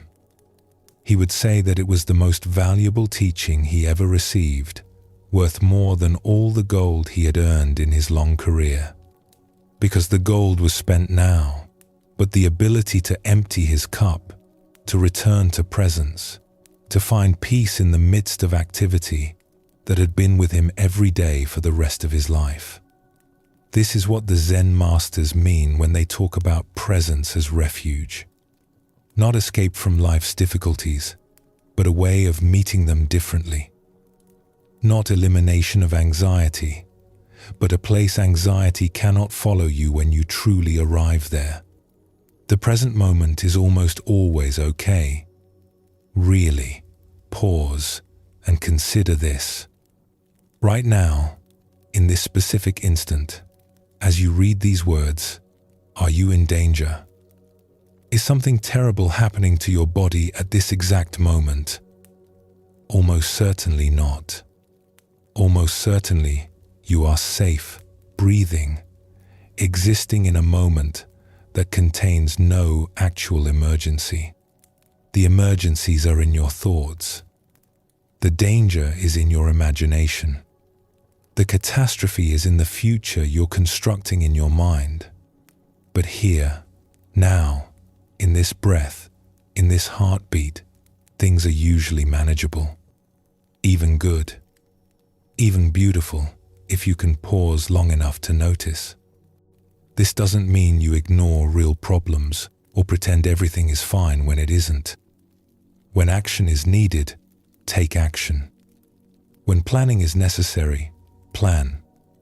But recognize the difference between useful engagement with reality and anxious spinning in your imagination. The first happens in the present, addressing actual circumstances. The second happens in your head, fighting ghosts that may never appear. Let's talk practically about how to find this refuge, how to return to presence when your mind has wandered off into past or future. The simplest doorway is always your breath. Your breath is happening now. It's not happening yesterday or tomorrow. Every inhale, every exhale is an anchor to the present moment. When you notice you've drifted, when anxiety has carried you away into its imagined scenarios, you can always come back by feeling your breath move in and out. Not controlling it or changing it, just feeling it, letting it remind you that you're here, now, in this body, in this moment. Your senses are another doorway. What do you hear right now? Not what you heard earlier, not what you might hear later, but right now. What sounds are present in this moment? What do you feel where your body contacts the chair or floor or bed? What do you see when you really look? Not just glancing, but actually seeing the colors and textures and light in your immediate environment. These are not special techniques reserved for meditators and monks. They're simply ways of coming back to what's real, what's actually happening, instead of staying lost in the stories your mind is telling. Anyone can do this. You can do this right now, between one sentence and the next. Just feel your breath. Just notice what you hear. Just look at what's in front of you. That's presence. That's the refuge. The practice is not about staying present forever. That's not how human minds work. You will drift away 1,000 times a day. Your thoughts will carry you into the past, into the future, into fantasies and worries and plans. This is normal. This is not failure. The practice is about returning. Every time you notice you've drifted, you have a choice. You can follow the thought further into its imagined territory, or you can come back. And every time you choose to come back, every time you return to the breath, to the senses, to this present moment, you strengthen the pathway home. You make it easier to find your way back next time. Over time, this changes things. Not by eliminating your thoughts or curing your anxiety, but by giving you more space around them. The thoughts continue, but you're not so completely lost in them. The anxiety arises, but it doesn't consume you the way it used to. You have a refuge now, a place you know how to find, and that knowledge itself brings a kind of peace. The merchant learned this. The man on the cliff, in his own way, learned it too. And countless others, across thousands of years, in every culture and circumstance, have discovered the same simple truth. Presence is always available. The present moment is always here, waiting for you to arrive. No matter how far your mind has wandered, no matter how full your cup has become, you can always come back. You can always begin again. There's something else important to understand about presence, something that might seem paradoxical at first. Being fully present doesn't mean everything feels good. Presence isn't about curating your experience to include only pleasant sensations and peaceful feelings. It's about being willing to be here for whatever is actually happening, including the difficult stuff. Sometimes what's present is grief. Sometimes it's fear. Sometimes it's physical pain or emotional turmoil or profound uncertainty. Presence doesn't mean escaping these experiences. It means meeting them directly, without the extra layer of resistance and avoidance that usually makes them worse. There's a difference between pain and suffering, as we discussed before. Pain is what's actually happening. Suffering is what we add through our struggle against it. When you're present with difficult experiences, without fighting them or running from them, you often find that they're more bearable than you expected. Not because they're less painful, but because you're not adding the extra weight of resistance. This is advanced practice, and it takes time to develop. Start with the easier moments. Practice presence when things are relatively calm. Build your capacity for being here. And then, gradually, as that capacity grows, you'll find you can bring it to harder moments too. You'll find that even in difficulty, presence offers something valuable. Not escape, but a way of meeting what is without losing yourself in it. The man hanging from the vine didn't escape his situation. The tigers were still there, above and below. The mice were still gnawing. Nothing about his circumstances improved when he ate the strawberry. But he tasted it. He was fully present for that one moment of sweetness in the midst of his impossible situation. And that presence, that willingness to be where he was and experience what was available, transformed the moment from pure terror into something else, something that included terror but was larger than terror, something that had room for sweetness too. This is what presence offers you. Not a solution to your problems, not an escape from difficulty, not the elimination of anxiety, but a way of being here, fully here, for whatever your life actually contains, including the strawberries. Every breath is an invitation back to now. Every sensation is a doorway to presence. Every moment you remember to return, you step out of the imagined futures and remembered pasts where anxiety lives, and you come home to the only place life actually happens. You don't have to be good at this. You just have to practice it. Return and return and return. And slowly, breath by breath, moment by moment, you'll find that the refuge was here all along, waiting for you to arrive. Feel your next breath enter your body. Feel it leave. You are here, and that is enough.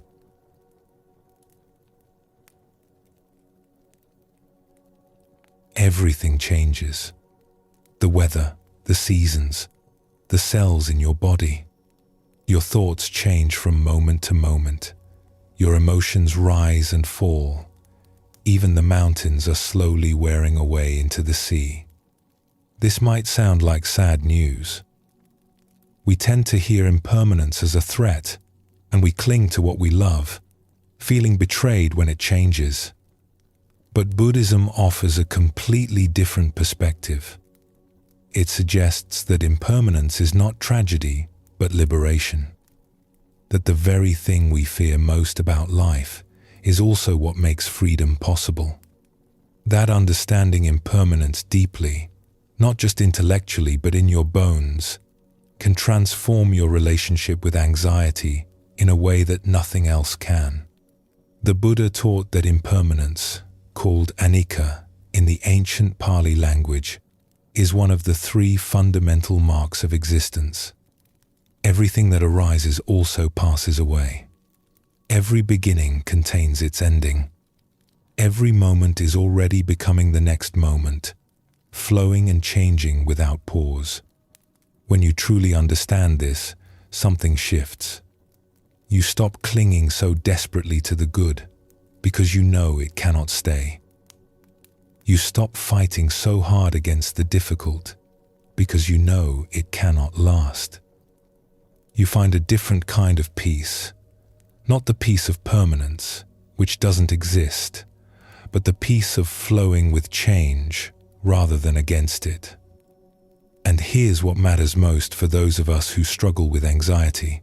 If everything changes, then your anxiety must change too. The panic you feel right now will not feel this way forever. The worry that seems so permanent, so much a part of who you are, is actually just weather passing through. It arose, it will pass, like everything else in this impermanent world. There is a story from the time of the Buddha that has been told for 2,500 years passed down through countless generations because it speaks to something so fundamental about human suffering and the possibility of peace. It is the story of a young mother named Kisa Gotami. Kisa Gotami lived in a small village in ancient India. She had grown up poor and unremarkable, and when she married, she moved into her husband's family home, where she was treated as a servant rather than a daughter. But then she gave birth to a son, and everything changed. The family celebrated. Her status transformed overnight. She was no longer invisible. She was the mother of the heir, and she was loved. She poured everything into this child. He was her joy, her meaning, her reason for living. She watched him learn to crawl, to walk, to speak his first words. She held him through fevers and nightmares. She couldn't imagine life without him. She didn't want to imagine it. Then, when the boy was still very young, he became ill. It happened quickly, as these things sometimes do. One day he was playing in the courtyard, and a few days later, he was dead. Kisa Gotami held his small body and felt her world collapse entirely. This could not be happening. This was not acceptable. This could not be real. She refused to accept that her son was gone. She carried his body through the village, knocking on every door, asking if anyone had medicine that could bring him back. People looked at her with pity and confusion. Some tried to explain gently that the child was beyond medicine now. Others turned away, unable to bear her grief. But Kisa Gotami kept searching, kept asking, kept believing that somewhere there must be a cure for death. Finally, someone suggested she visit the Buddha, who was teaching nearby.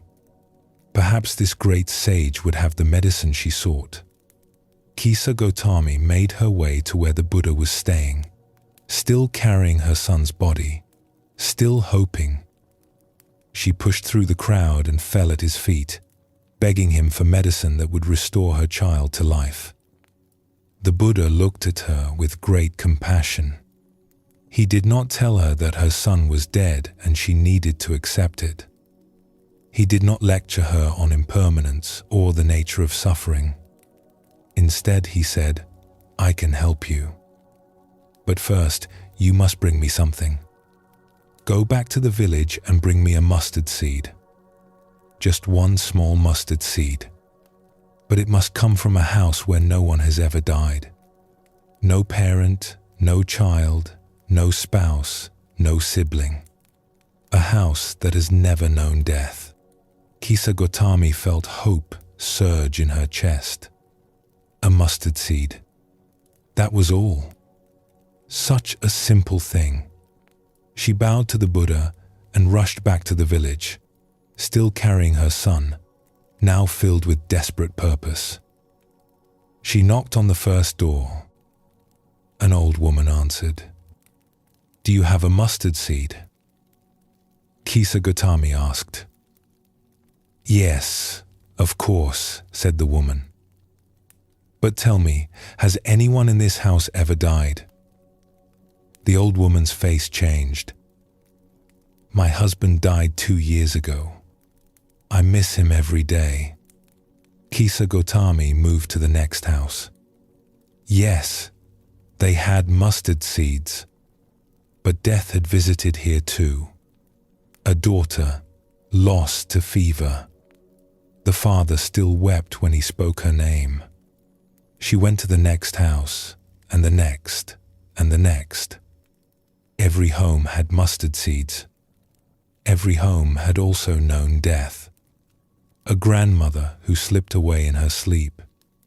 A brother killed in an accident. A baby who never took its first breath.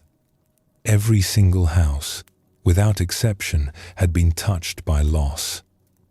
At one home, an elderly man invited her to sit and rest. She was exhausted by now, having walked the entire village twice over. The man brought her water and sat with her in silence for a while. Then he told her about his wife, who had died 10 years ago, and about how he still set a place for her at the table every evening. "The grief doesn't go away," he said, "but it changes. It becomes softer, gentler. It becomes something you can live with, even something you're grateful for, because it means you loved deeply. That's not nothing." Kisa Gautami listened, holding her son's body, and something in her began to crack open. This old man had lost his beloved, and he was still here. He was still living, still capable of kindness to a stranger, still able to speak of his wife with love rather than only pain. At another house, a young woman about her own age answered the door. When Kisa Gautami explained what she was looking for, the woman's eyes filled with tears. "I lost my first child," she said. "A little girl. She lived only 3 days." She looked at the bundle in Kisa Gautami's arms and understood immediately what had happened. Without another word, she stepped forward and embraced Kisa Gautami, this stranger, this fellow member of the most terrible club in the world. They stood there for a long moment, two mothers who had buried their children, holding each other in the doorway. As the day wore on, something began to shift in Kisa Gautami. She started to really listen to the stories people told her.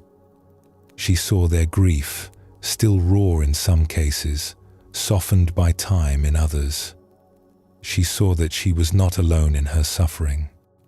She saw that death was not a punishment visited upon her specifically, not evidence that the universe was cruel or that she had done something wrong. Death was simply part of life, woven into every family, every home, every human story since the beginning of time. By evening, she had not found a single house untouched by death, and she realized that she never would. Such a house did not exist. It could not exist. Death was universal, the one experience that every human being shares, the great equalizer that no one escapes. She stopped searching. She found a quiet place outside the village, and finally, after all those hours of desperate seeking, she sat down with her son's body and allowed herself to grieve. Not the frantic, refusing grief of the morning, but something deeper and strangely more peaceful. She wept for her son. She wept for all the mothers who had lost children. She wept for the fragility of life, for the preciousness of every moment, for the love that exists knowing it will one day end. And in that weeping, something released. She understood what the Buddha had been trying to show her. Not that she shouldn't grieve, not that her loss didn't matter, but that her experience was not separate from the experience of all humanity. She was not alone in her suffering. She was joined to every person who had ever loved and lost, connected by the universal truth of impermanence. She buried her son with tenderness, and then she returned to the Buddha, empty-handed but somehow full. She sat at his feet and asked to become his student. She spent the rest of her life practicing, teaching, and helping others who were drowning in grief find their way to the shore. The story tells us that she became particularly skilled at helping those who had lost loved ones. She would sit with them in their grief, not trying to fix it or rush it, but simply being present. She understood what they were going through because she had walked that same path. And she could offer them what the Buddha had offered her, not a cure for impermanence, but a way to live with it. Not an escape from loss, but a transformation of the relationship to loss. She never forgot her son. She carried him with her always, in her heart, in her motivation to help others, in her deep understanding of how precious and fragile life is. But she was no longer broken by his death. She had found a way to let grief become wisdom, to let loss become compassion, to let impermanence become freedom. This story is not about accepting death with passive resignation. Kisa Gautami didn't stop loving her son. She didn't pretend the loss didn't hurt. She grieved fully and deeply, as we all must when we lose what we love. But something changed in her understanding. She stopped fighting against the nature of reality. She stopped asking, "Why me?" and started to see that impermanence touches everyone equally. She stopped isolating herself in her suffering and recognized that she was part of a vast human community, all of whom know loss, all of whom walk the same path from birth to death. This is what understanding impermanence offers. Not numbness, not indifference, but a different relationship with change. When you know that everything passes, you can love fully, without the desperate clinging that turns love into anxiety. You can grieve fully without the added suffering of believing your grief should not exist.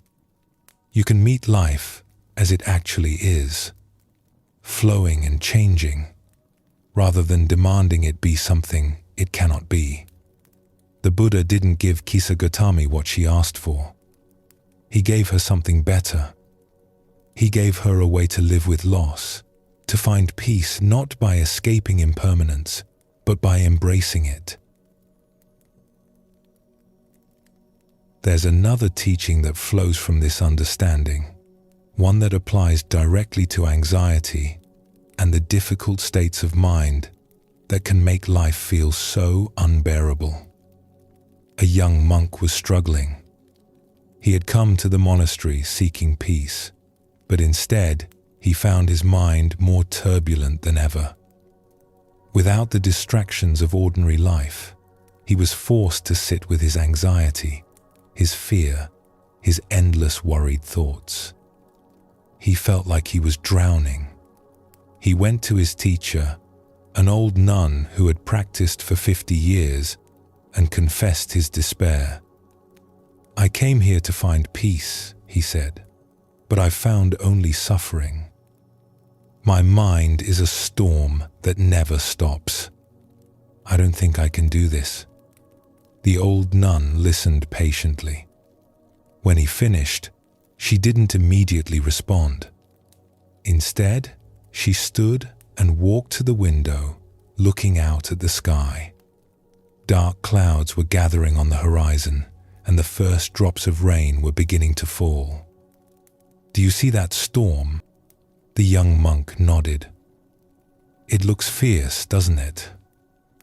The sky is dark. The wind is picking up. Soon there will be thunder and lightning and rain so heavy you can barely see through it." The monk nodded again, unsure where this was going. "Tell me," said the old nun, "has a storm ever lasted forever?" The monk considered this. "No," he said. "Storms always pass." "Always," the old nun agreed. "Without exception. Some are brief, some last for days, but eventually every storm exhausts itself and the sky clears. This is simply how weather works. Do you argue with this? Do you think storms should be permanent? Of course not. Then why do you argue with the storms in your mind? Why do you believe that your anxiety will last forever when nothing else does?" The young monk was quiet. He had never thought of it quite this way. "Your difficult states are weather," the old nun said, turning from the window to look at him directly. "They are not climate. Climate is the average over time, the general pattern.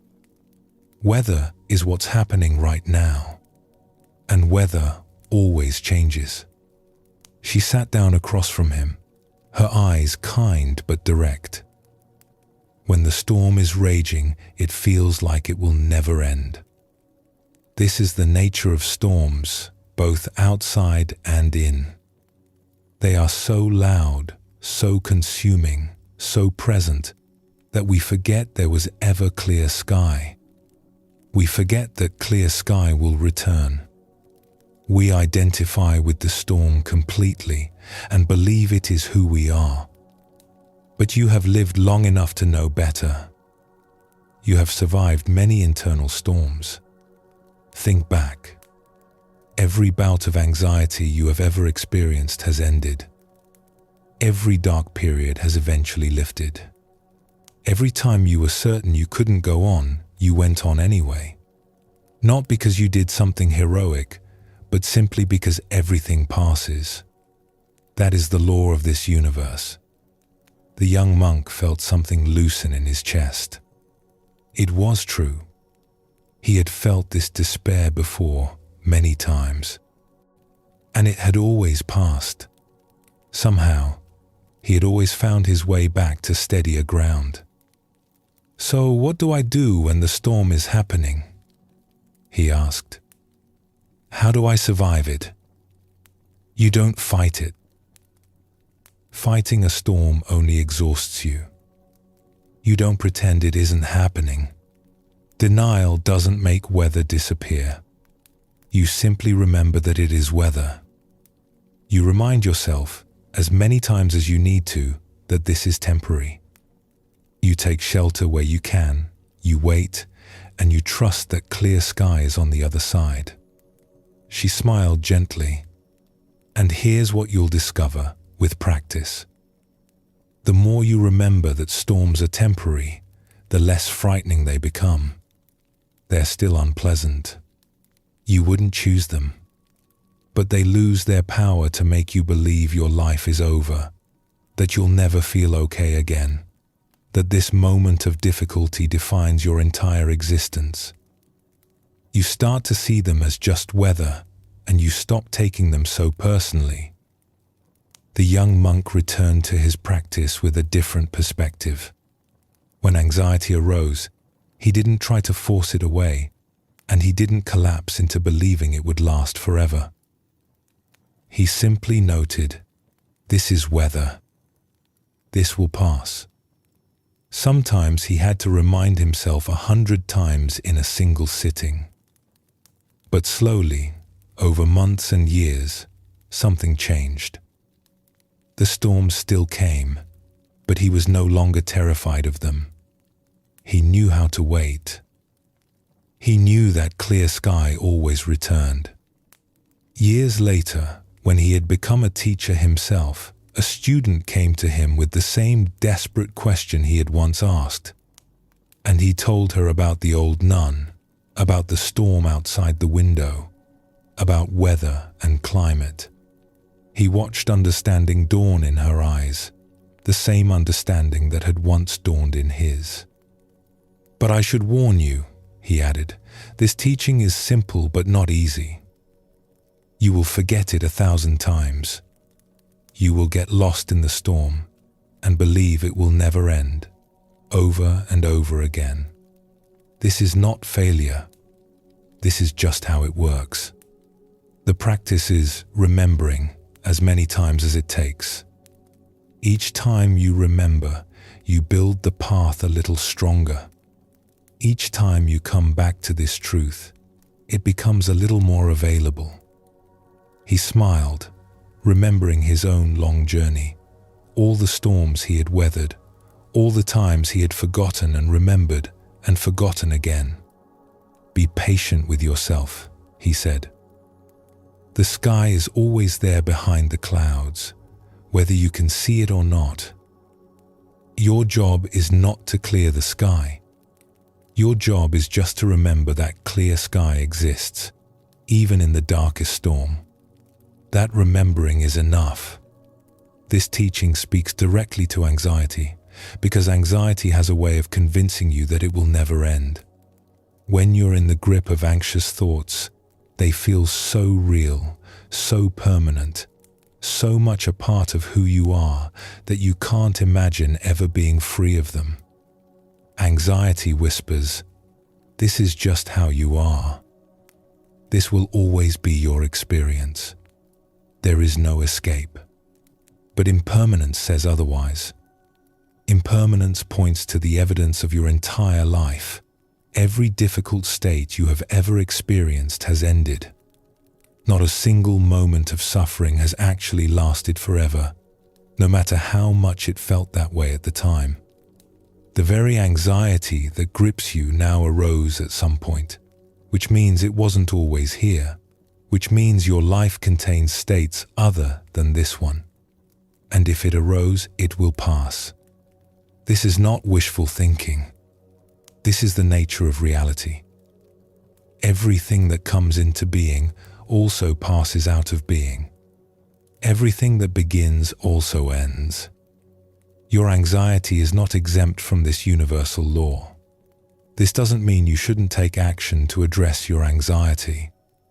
It doesn't mean you should just wait passively for it to disappear. But it does mean you can hold it more lightly. You can stop adding the extra layer of suffering that comes from believing your current state is permanent. You can remind yourself, as often as you need to, that this is weather, not climate. There's a phrase that has been used across many traditions, so common it has almost become cliché. This too shall pass. But clichés become clichés because they contain truth. And this one contains perhaps the most important truth there is. This too shall pass. The anxiety you're feeling right now. The worry that keeps you awake. The fear that something terrible is about to happen. The racing heart and the tight chest, and the thoughts that won't slow down. All of it will pass. And here's the thing that sometimes gets forgotten. This applies to pleasant experiences too. The joy you feel, the peace, the moments of contentment and ease. These will also pass. This is not meant to make you sad or cynical about the good things in life. It's meant to help you appreciate them while they're here, without clinging to them so tightly that you create suffering for yourself when they inevitably change. Impermanence cuts both ways. It means you don't have to be crushed by difficulty because difficulty won't last forever. And it means you can be fully present for joy because joy is precious and fleeting and deserves your complete attention while it's here. This is the freedom that impermanence offers. Freedom from the desperate clinging that tries to freeze pleasant experiences in place. Freedom from the hopeless despair that believes painful experiences will never end. Freedom to flow with life as it actually is, changing moment by moment, rather than constantly fighting the current. Let's bring this back to practical experience. Right now, as you listen to these words, your experience is already changing. The breath you took a moment ago is gone. The thought you had a few seconds ago has been replaced by a different thought. The sensations in your body have shifted, even if only slightly. Nothing about your experience right now is identical to your experience a minute ago. Nothing about your experience a minute from now will be identical to right now. You are a river, not a stone. You are weather, not a fixed object. When you really pay attention to this, something relaxes. The solid sense of me having this problem starts to feel less solid. The anxiety that seemed like such a permanent fixture starts to reveal its edges, its arising and passing, its nature as a temporary phenomenon rather than an eternal truth. This is not intellectual understanding. This is something you can feel directly in your experience right now if you pay close attention. Notice how this moment is already gone. Notice how the next moment is already changing. Notice how nothing stays, how everything flows, how the river of experience never stops moving. Your anxiety is part of this river. It is not a boulder blocking the flow. It is water, just like everything else, moving and changing and passing. You don't have to remove it or fix it or conquer it. You just have to let it flow through, trusting that the nature of rivers is to keep moving. Kisa Gautami discovered this truth through walking from door to door, searching for a house that death had never touched. The young monk discovered it through years of watching his own internal storms arise and pass. And you can discover it too, through paying attention to your own experience, through noticing how nothing lasts, through remembering that every difficult moment in your past eventually ended. You have already survived everything life has thrown at you. Not because you're special, but because impermanence is the nature of things. The darkest moments passed. The worst anxiety eased. The periods when you were certain you couldn't go on eventually gave way to periods when going on felt possible again. This is not a small thing. This is evidence. This is proof that impermanence applies to your suffering just as much as it applies to everything else in this universe. So when anxiety arises, and it will, you can meet it with this understanding. Not fighting, not fleeing, not pretending it isn't there. Just remembering, this is weather. This has arisen, and it will pass. I have survived every storm so far, and I will survive this one too. This is impermanence as freedom. Not freedom from change, which is impossible, but freedom through change. The knowledge that nothing is permanent means nothing is hopeless. The knowledge that everything passes means relief is always on the way. The storms of anxiety will come. This is part of being human, part of having a mind that tries to protect you by imagining dangers, part of living in a world full of uncertainty. But they will also go. They always have before. They always will again. You are not your storms. You are the sky in which they arise and pass. And the sky is never damaged by the weather that moves through it. Notice what is present for you right now. And notice that even as you notice it, it is already changing, already becoming something else.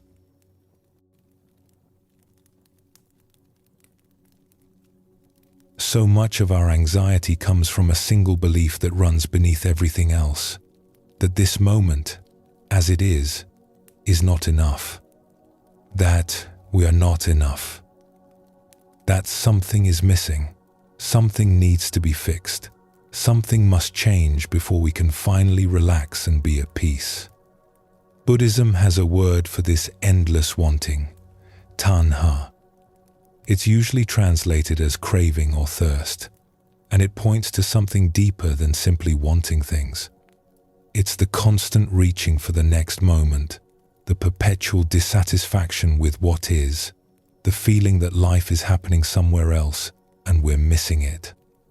You know this feeling, that restless sense that you should be doing something other than what you're doing, the inability to sit still without reaching for your phone, the way a pleasant moment gets interrupted by thoughts about what might go wrong, or what you should do next, or whether this will last. There's always something more to want, more to worry about, more to achieve before you can be okay. But what if you're already okay? What if this moment, exactly as it is, contains everything you actually need? Not everything you want, perhaps. Not the ideal circumstances you've been waiting for, but enough. Simply enough. This is one of the most radical teachings in Buddhism, and one of the hardest to accept in a culture that profits from your dissatisfaction. It says that contentment is possible right now, not when you get the promotion or find the relationship or solve all your problems. Now. There's an old story told in many versions across different cultures, about a stone cutter who lived in a small village at the foot of a great mountain. This stone cutter spent his days chipping away at rock, shaping blocks for buildings and bridges. It was hard work, and his hands were rough and calloused, his back always aching by evening. He earned enough to live simply, a small house, a patient wife, food on the table. By any reasonable measure, he had a good life. But he couldn't see it that way. He looked at what others had and felt his own life was lacking. The merchants had soft hands and fine clothes. The officials were carried through town while he walked on his own 2 feet.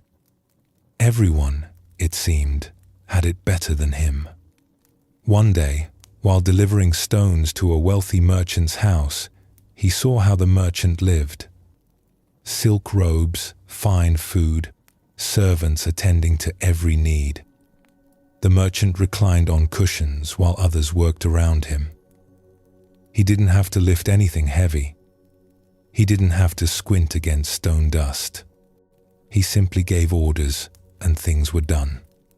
The stone cutter felt a wave of envy wash through him. How wonderful it must be to be a merchant, he thought. To have such wealth, such comfort, such power over others. And in that moment, through some mysterious grace, his wish was granted. He became a wealthy merchant with all the fine things he had envied. He wore silk now instead of rough cloth.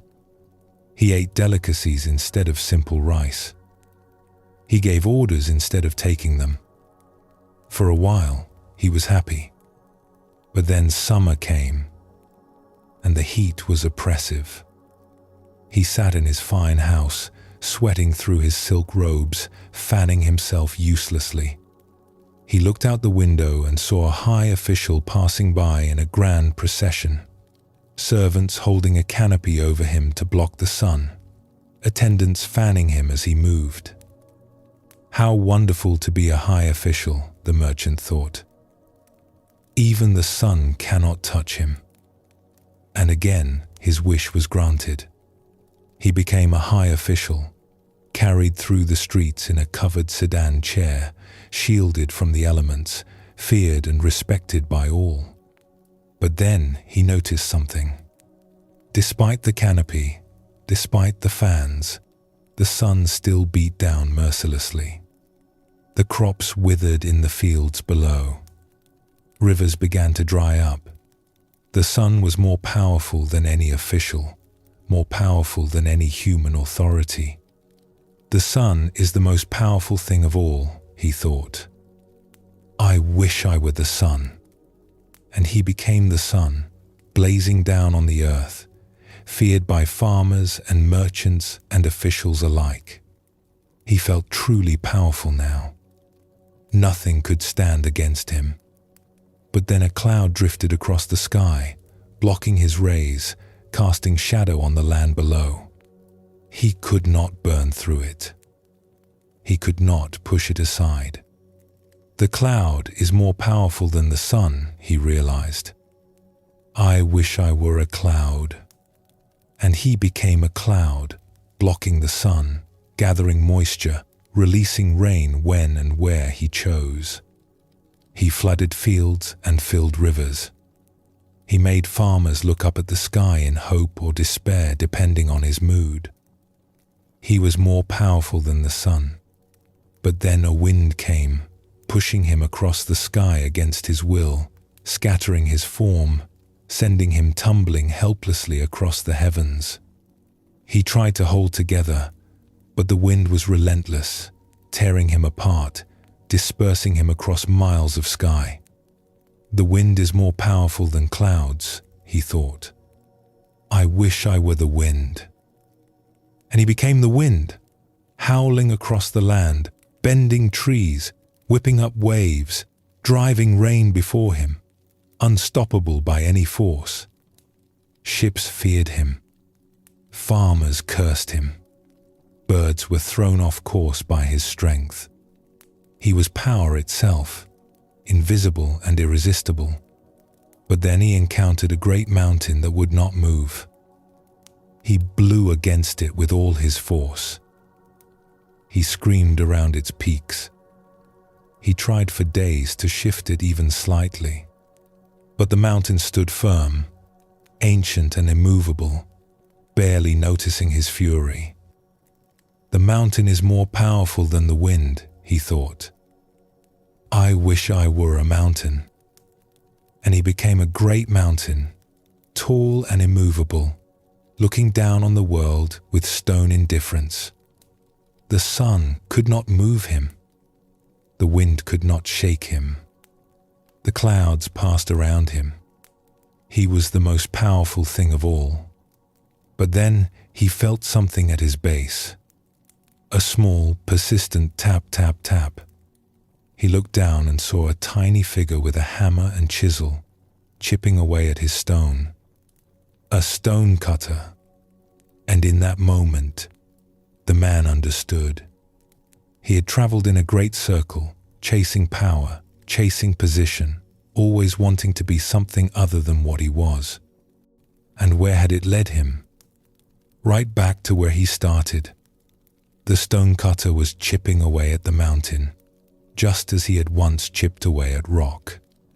Small, yes, but persistent, steady, content to do his work without wishing to be the sun or the wind or a cloud. The spell broke, and the man found himself back in his village, hammer in hand, stone before him. The sun was setting, casting long golden light across the quarry where he worked. His back still ached. His hands were still rough. His house was still small. But something had changed. He looked at his rough hands and remembered what it felt like to be silk-robed and soft, and he felt no envy. He looked at the setting sun and remembered burning down on the earth, and he felt no longing to return to that power. He felt only the simple pleasure of being exactly what he was, in exactly this place, doing exactly this work. His wife called him for dinner. He set down his tools and walked home, noticing the quality of light, the smell of cooking fire, the sound of his neighbors talking in their doorways. He had walked this path 1,000 times without seeing it. Tonight, he saw it.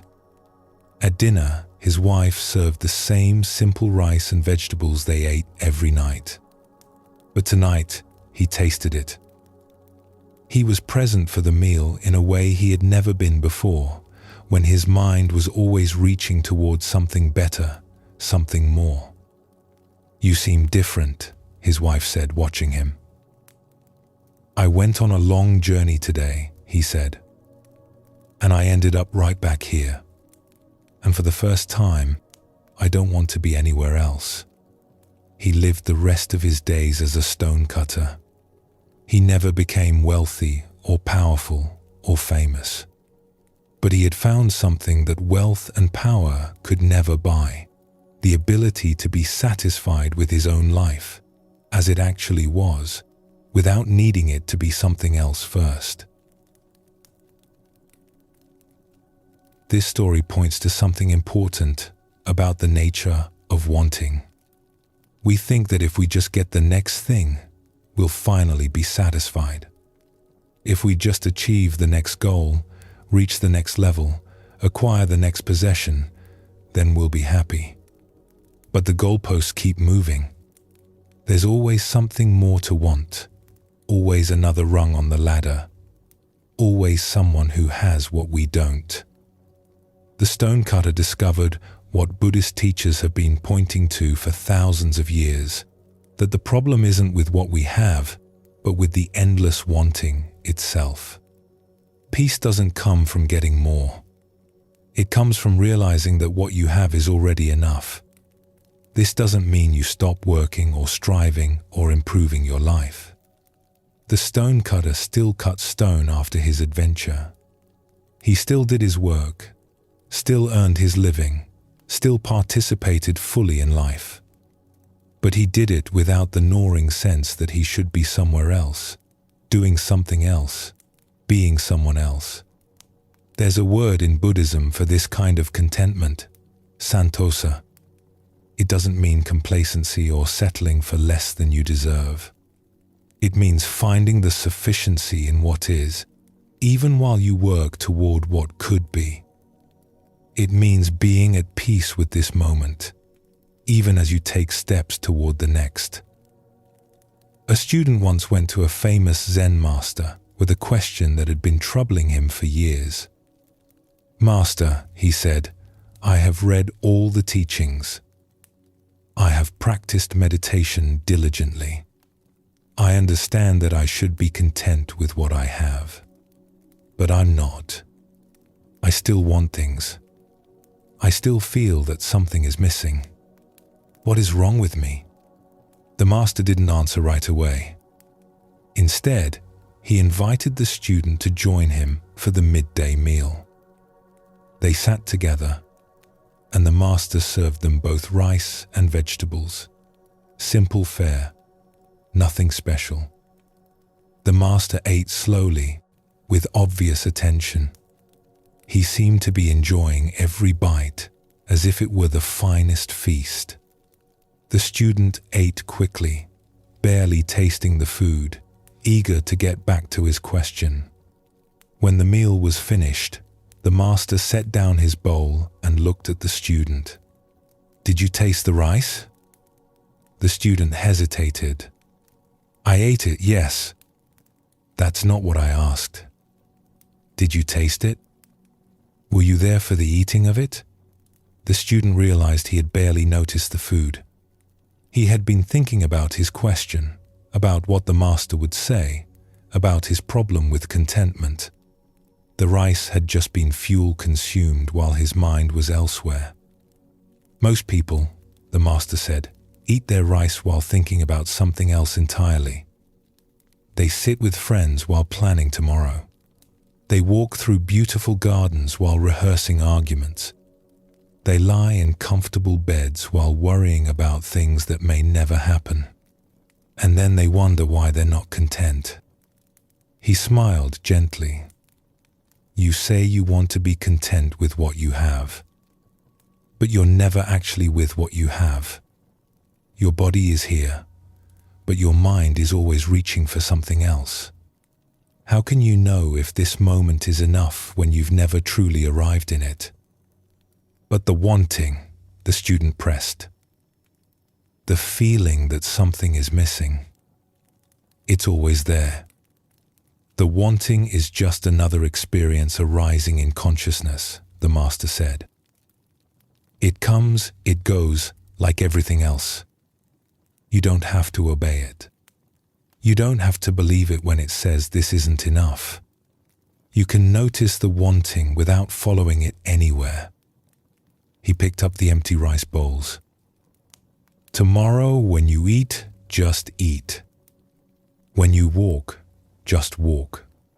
When you sit, just sit. Not to achieve contentment, but just to be where you are. Contentment doesn't come from getting what you want. It comes from being fully present for what you already have." The student began to practice in this way. It wasn't easy. His mind had spent decades reaching for the next thing, and it didn't stop reaching just because he told it to. But he kept coming back. When he noticed he was eating while planning, he returned to the taste of food. When he noticed he was walking while worrying, he returned to the feeling of his feet on the ground. At first, he could only manage a few moments of true presence before the mind pulled him away again. It was frustrating. He had expected that understanding the teaching would make it easy to practice. But the gap between understanding and embodiment was vast. He returned to the master after several weeks, discouraged. "I try to be present," he said, "but I fail constantly. My mind won't stay where I put it." The master laughed, not unkindly. "You've been training it to wander for your entire life. Now you're training it differently.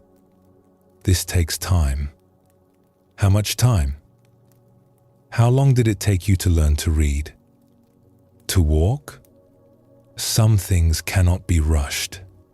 The mind learns through repetition, through gentle persistence, through coming back again and again without judgment. You're not failing. You're practicing. Every time you notice you've wandered and return, that is the practice. That is success. The student continued. He stopped expecting quick results. He stopped judging himself for wandering. He just kept returning, day after day, meal after meal, step after step. And slowly, something shifted. Not all at once, but gradually, like dawn breaking. He found moments of sufficiency that he had never noticed before. The warmth of sunlight on his face. The satisfaction of a task completed.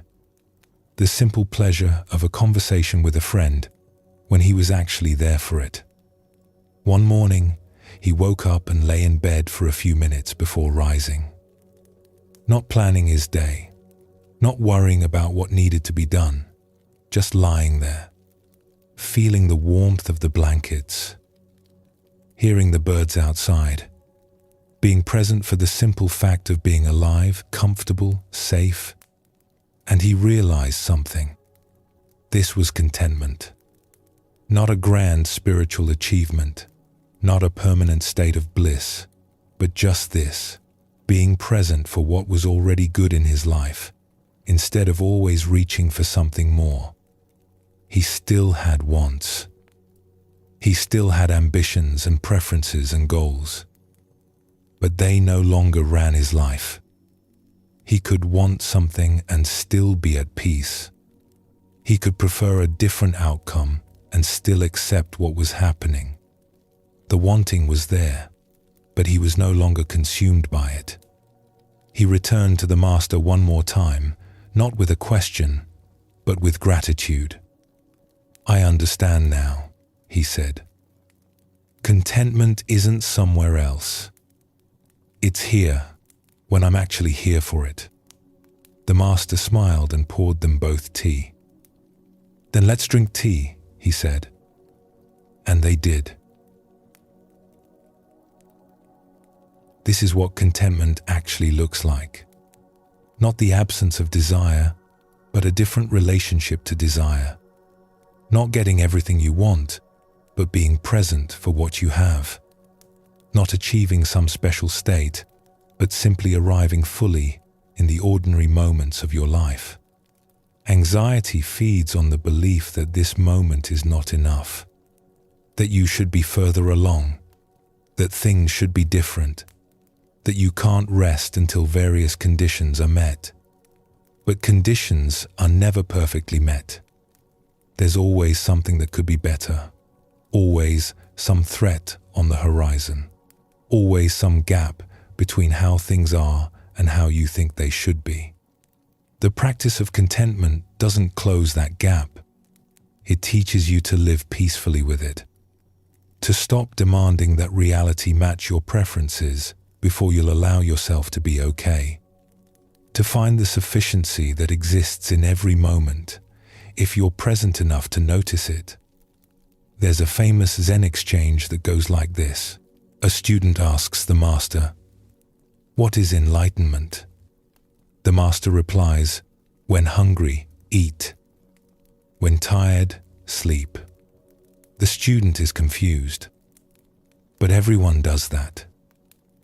What's special about eating when hungry and sleeping when tired? The Master shakes his head. No. Most people, when eating, are thinking of 1,000 things. When sleeping, they are dreaming of 1,000 worries. Eating is not eating. Sleeping is not sleeping. They are never where they are. This points to something essential. We think contentment is about having the right circumstances, the right job, the right relationship, the right amount of money, the right state of health. But Zen suggests it's about something much simpler and much harder, actually being present for your circumstances, whatever they are. When you're fully present, even simple things become rich. A cup of tea becomes an experience of warmth and taste and comfort. A walk becomes a conversation with the world through your senses.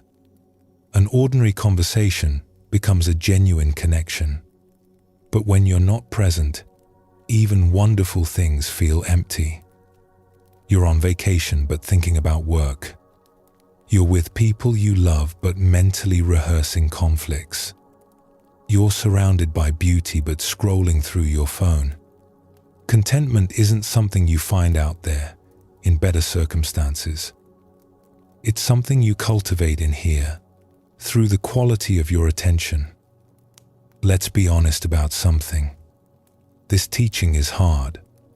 We live in a culture that constantly tells us we're not enough, that we need more, that satisfaction is just one purchase or achievement or transformation away. Advertising depends on your dissatisfaction. Social media shows you everyone else's highlight reel while you live your ordinary days. The message that you might already have what you need is almost revolutionary in its simplicity. Buddhism doesn't ask you to pretend you don't have real problems or to be satisfied with genuinely harmful situations. If something needs to change, work to change it. If something is truly wrong, address it.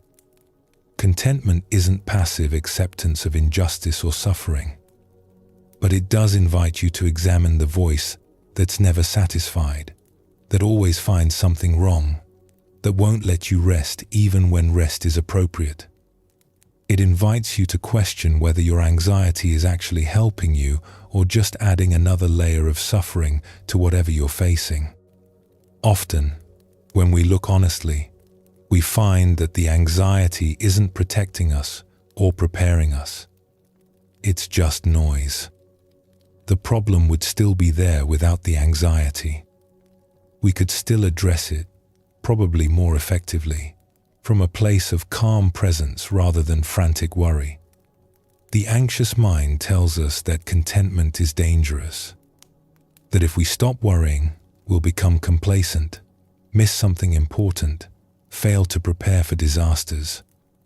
But this isn't true. You can be content and still take care of what needs taking care of. You can be at peace and still work toward your goals. You can accept this moment as enough and still move thoughtfully into the next one. In fact, contentment often makes us more effective, not less. When we're not wasting energy on anxiety, we have more available for actually living. When we're not constantly reaching for the next thing, we can see more clearly what's right in front of us. Here's a simple practice you can try. Right now, wherever you are, ask yourself, what is actually wrong with this moment? Not what might go wrong tomorrow. Not what went wrong yesterday. Not what could go wrong in the imagined future your mind is constructing. Right now, in this specific moment, what is actually wrong? Usually, when we ask this question honestly, we find that the present moment is okay. We're breathing. We're alive. We're not in immediate danger. Whatever problems we have exist in other times, in memories or projections, not in this specific instant. This doesn't make the thoughts go away. It doesn't solve anything, but it creates a small gap, a moment of perspective. You can see that the anxiety is about something other than right now, and right now is actually okay. Try it again. Right here, right now. Are you okay? The roof over your head, if you have one. The breath in your lungs. The fact that you're able to listen to these words, that you have the time and inclination to seek peace. These are not nothing. These are, in fact, quite a lot. This is not about ignoring real problems or pretending everything is fine. It's about recognizing that most of the time, in most moments, we have what we need.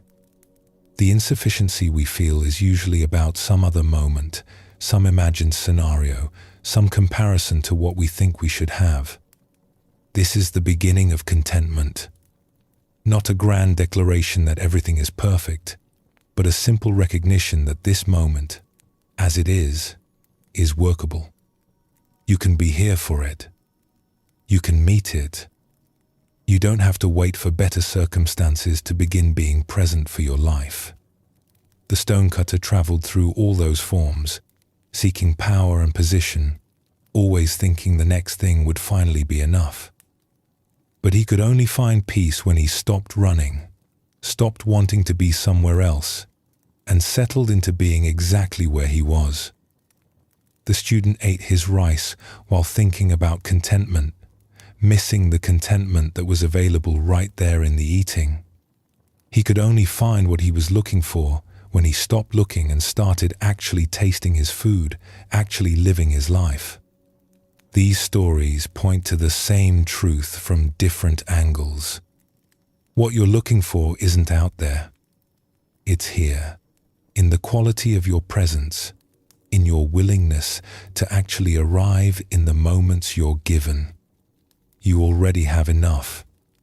Not in some abstract spiritual sense, but practically, right now, in this breath, in this moment. The sufficiency you seek is here. It always has been. The stonecutter went all the way around the world in his wanting. The student sat through countless meals with his mind elsewhere. Both of them had to learn the same lesson. What they were looking for was already present, hidden only by their constant reaching for something else. You don't have to travel that far. You can begin right now, with this breath, with this moment, by letting it be enough. Take a breath and notice where you are. For just this moment, let it be enough.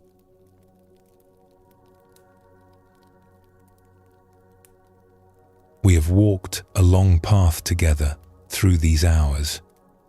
We've explored the restless mind and learned to watch it without being swept away. We've discovered stillness in the midst of motion and chaos. We've practiced the gentle art of letting go. We've found that presence is a refuge where anxiety cannot follow. We've seen that impermanence, far from being our enemy, is what makes freedom possible. We've touched the wisdom of enough, the contentment that comes from actually arriving in our lives. Now we come to the deepest teaching of all, the one that underlies everything else we've discussed. It concerns who you really are, beneath the anxiety, beneath the thoughts, beneath all the stories you tell about yourself and all the stories others have told about you. Buddhism teaches that there is something in you that has never been touched by your suffering. Something that remains calm even when your mind is storming. Something that watches the anxiety without being the anxiety, that observes the fear without being consumed by it, that knows the thoughts without becoming lost in them. This is sometimes called Buddha nature. Not because you need to become a Buddha or achieve some special state, but because the same awareness that woke up under that tree 2,500 years ago is the same awareness looking out through your eyes right now. It's not something you have to create or earn or develop. It's what you already are, what you have always been, hidden only by the clouds of thought and identification that usually fill the sky of your mind. The anxious mind says you are broken. It says something is fundamentally wrong with you, that you need to be fixed or healed or transformed before you can be at peace. It points to all the evidence of your suffering and says, "See? You're a mess. You'll never be okay." But Buddha nature says something different. It says you are already whole. The peace you seek is already present, here, now, in this very moment. You have simply forgotten where to look. You've been searching everywhere out there for something that has been right here all along. There is a famous Zen story about two monks standing outside their temple, watching a flag flutter in the wind. It was a warm afternoon, and they had just finished their midday meal. The temple flag, inscribed with sacred symbols, was dancing in the breeze, and the two monks had stopped to watch it on their way back to the meditation hall. "The flag is moving," said the first monk, a young man who had been at the temple only a few years. "No," said the second monk, older and more experienced. "The wind is moving. The flag itself does nothing. It's the wind that creates the movement." "But look at it," the first monk insisted. "The flag is clearly moving. I can see it with my own eyes. The flag goes back and forth, rippling and waving. How can you say it's not moving? The flag only appears to move because the wind pushes it. Without wind, the flag would hang still. Therefore, it's the wind that truly moves. The flag is passive." They argued back and forth, each convinced he was right. "The flag is moving." "No, the wind is moving." "The flag." "The wind." Their debate grew heated, voices rising, neither willing to concede. Other monks began to gather, some taking one side, some the other. What had started as an idle observation was becoming a full-scale philosophical dispute. A senior teacher happened to be passing by and overheard their argument. He stopped and watched them for a moment, these earnest monks so caught up in their disagreement that they had forgotten they were supposed to be practicing peace. He could see their faces flushed with the need to be right, their bodies tense with the effort of convincing each other. "You are both wrong," he said quietly. The monks fell silent and turned to face him. The crowd that had gathered parted to let him through. "It is not the flag that moves. It is not the wind that moves." He paused, looking at each of them with gentle but penetrating eyes. "It is your mind that moves." The monks stood there, mouths open, the argument suddenly empty. They looked at the flag, still fluttering. They felt the wind, still blowing, and something shifted in their understanding. Nothing had changed about the scene in front of them. The flag still moved in the wind, or the wind still moved the flag, however you wanted to describe it. But their argument, their heated debate, their certainty that they were right and the other was wrong, all of that was happening in their minds. The movement they were arguing about was less important than the movement of their own thoughts, their own positions, their own need to be correct. The young monk later said it was the most important moment of his training. Not because the teacher had resolved the question of whether the flag or the wind was moving, but because he had shown them something they hadn't seen. They were lost in the movement of their own minds, unable to step back into the stillness from which they could see clearly.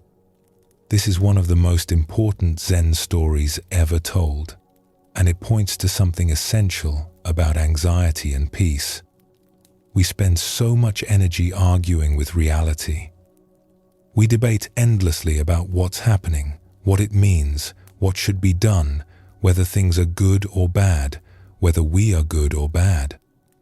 We are like those two monks, caught up in our positions, certain we see things correctly, exhausting ourselves in mental struggle. But there is something that watches all of this. There is an awareness that can notice the flag, notice the wind, notice the monks arguing, notice your own thoughts arising in response. This awareness is not taking sides. It is not caught up in the debate. It simply observes, clearly and calmly, whatever is happening. When the teacher said, "It is your mind that moves," he was pointing to something beyond the content of the argument. He was pointing to the fact that both monks were identified with their thoughts, lost in the movement of their own minds, unable to see from the still point that existed before they started debating. That still point is available to you. It is, in fact, what you most fundamentally are. It's the calm that our title speaks of, the calm, anxious mind that becomes possible not through silencing thoughts, but through recognizing what you are beneath them. Another story tells of a student who came to his teacher in despair. "I feel broken," the student said. "I've been practicing for years, but my mind is still a mess. I still get anxious. I still get caught in thoughts. I still suffer. There must be something wrong with me at the core.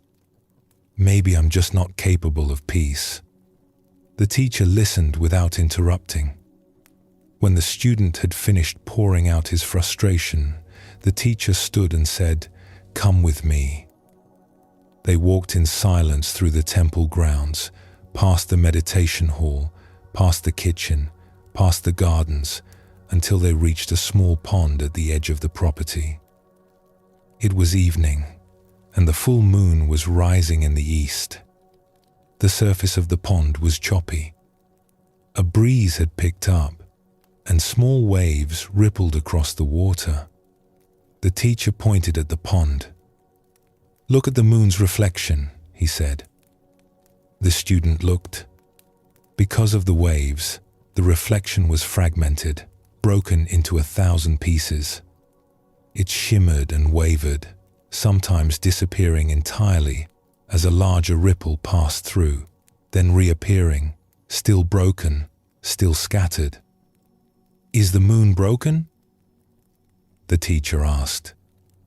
The student looked up at the sky.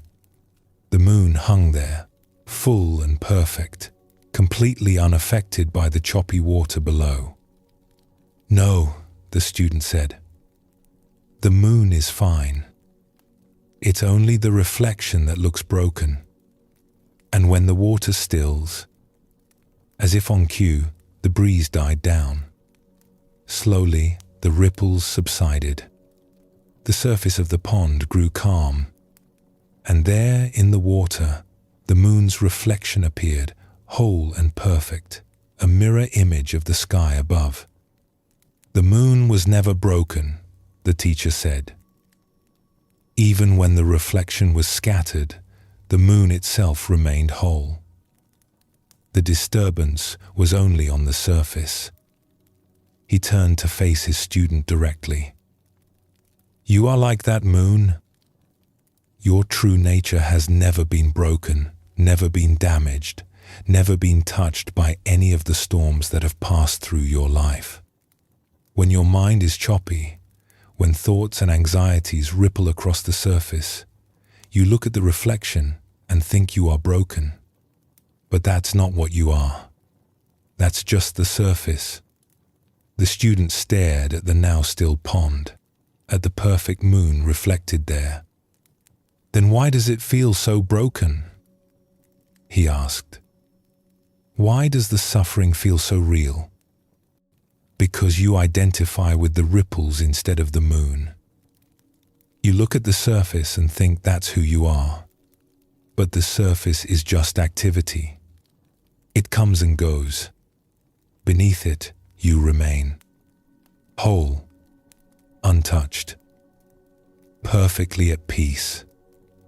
They stood together for a long time, watching the moon in the water.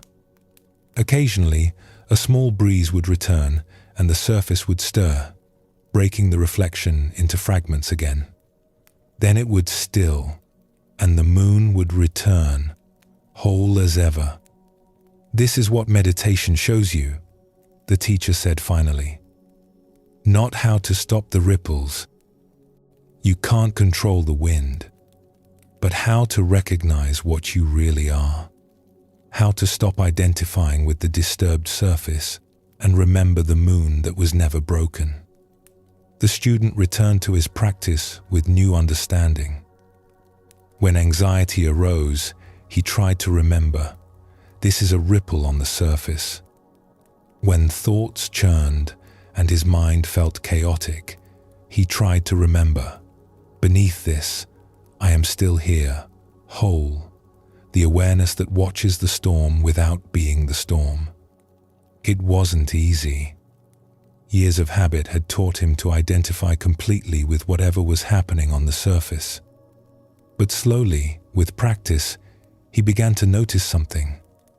Even in his most anxious moments, there was a part of him that knew he was anxious. A witnessing presence that observed the suffering without being consumed by it. That presence was always calm, always still, always there, no matter how choppy the surface became. He realized that the teacher had been pointing to this all along. Not to some special state he needed to achieve, but to something that was already present, already whole, already at peace. He just had to learn to recognize it, to rest in it, to remember it when the ripples made him forget. Years later, when this student had become a teacher himself, he would often take his own students to that same pond on full moon nights. He would wait until the water was still, let them see the perfect reflection, and then throw a stone into the center.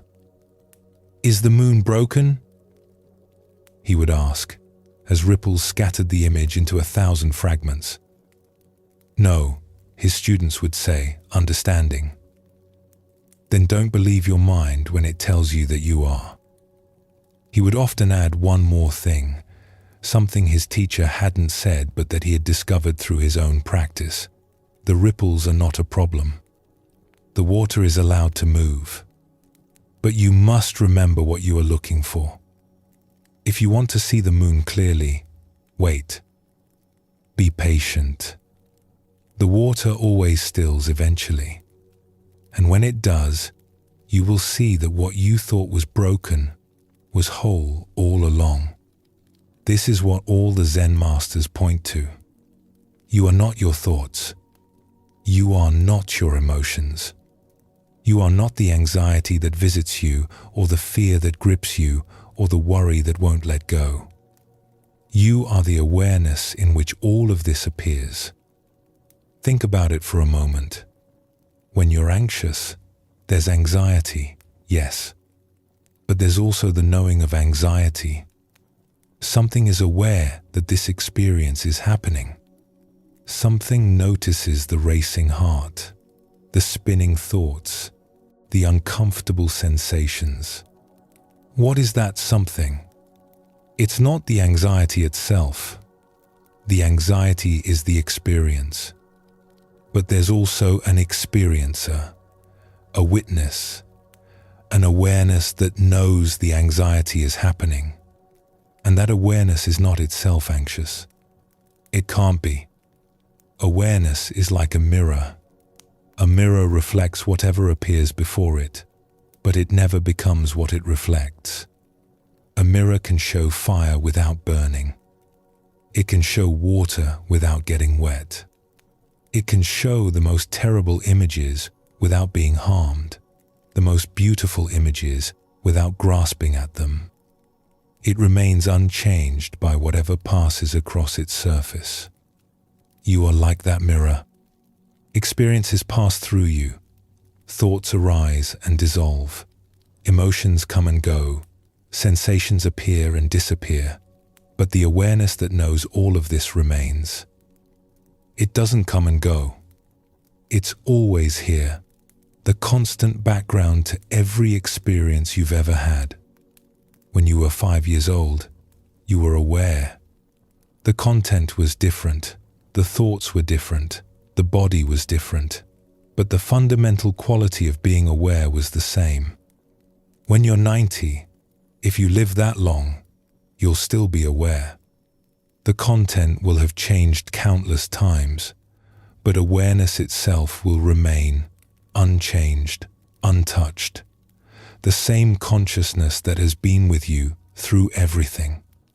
This is what the Zen masters are pointing to when they talk about your true nature. Not some mystical state you have to achieve, but the simple fact of awareness that is present right now, in this very moment, reading these words. And when you rest in that awareness, instead of being caught in the content that passes through it, something shifts. The anxiety might still be there, but you're not identified with it. The thoughts might still spin, but you're watching from a place of stillness. You're the moon, not the ripples. You're the sky, not the clouds. You're the mirror, not the images that appear in it. Let's bring together everything we've explored in our time together. We set out to calm the anxious mind, and we've discovered that calming doesn't mean silencing or conquering. It means understanding. It means changing our relationship to what arises rather than fighting against it. We began by looking at the restless mind, the monkey swinging from branch to branch, and we learned that we don't have to follow every thought that arises. Thoughts are like empty boats, just drifting by, and we suffer when we add stories about them that aren't true. The master told his student that thoughts arise and pass on their own, like leaves falling from a tree, and our work is simply not to climb onto everyone. We explored stillness and discovered that peace isn't something we achieve through effort, but something we uncover when we stop struggling. Like the tea master facing the samurai, we found that presence itself is power, and calm is available even in chaos. Like Ryokan sitting in his leaking hut while the storm raged, we learned that the storm is outside, but inside, it can be still. We practiced the gentle art of letting go, releasing our grip on how we think things should be. The broken cup was already broken from the day it was made, and when we understand this, we can love fully without the clinging that turns love into anxiety. The student learned that letting go isn't about trying harder, but about turning the hand over and allowing what needs to fall to simply fall. We discovered that presence is a refuge. The man on the cliff, suspended between tigers, found a strawberry and tasted its sweetness. The present moment is almost always okay, and anxiety lives in the imagined future, not in now. The merchant learned to empty his cup so there was room for something other than worry. We learned that impermanence is not something to fear, but the very thing that sets us free. Every storm passes. Every difficult state ends. Kisa Gotami walked from house to house and discovered that she was not alone in her suffering, that loss is universal, and that even grief can become wisdom. The young monk learned from his teacher that his anxiety was weather, not climate, and weather always changes. We touched the wisdom of enough, discovering that this moment, as it is, contains what we need.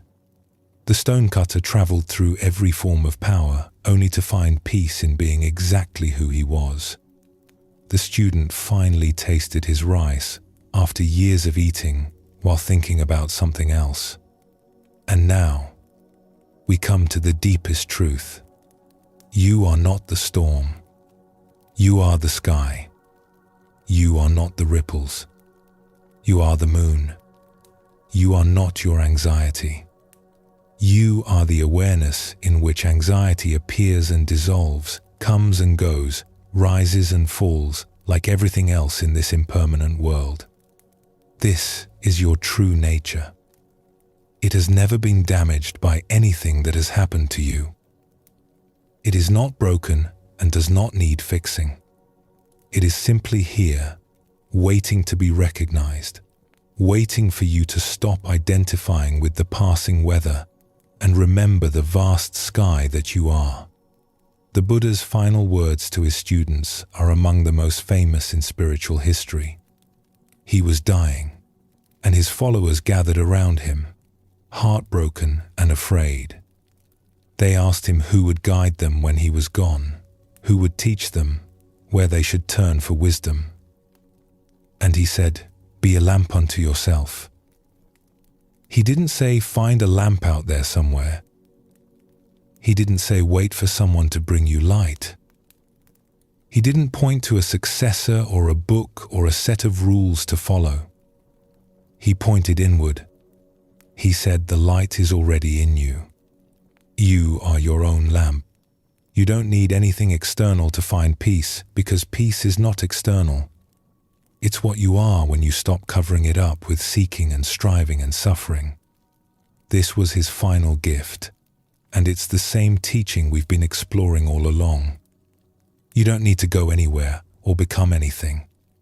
You just need to recognize what you already are. To stop, look, and see.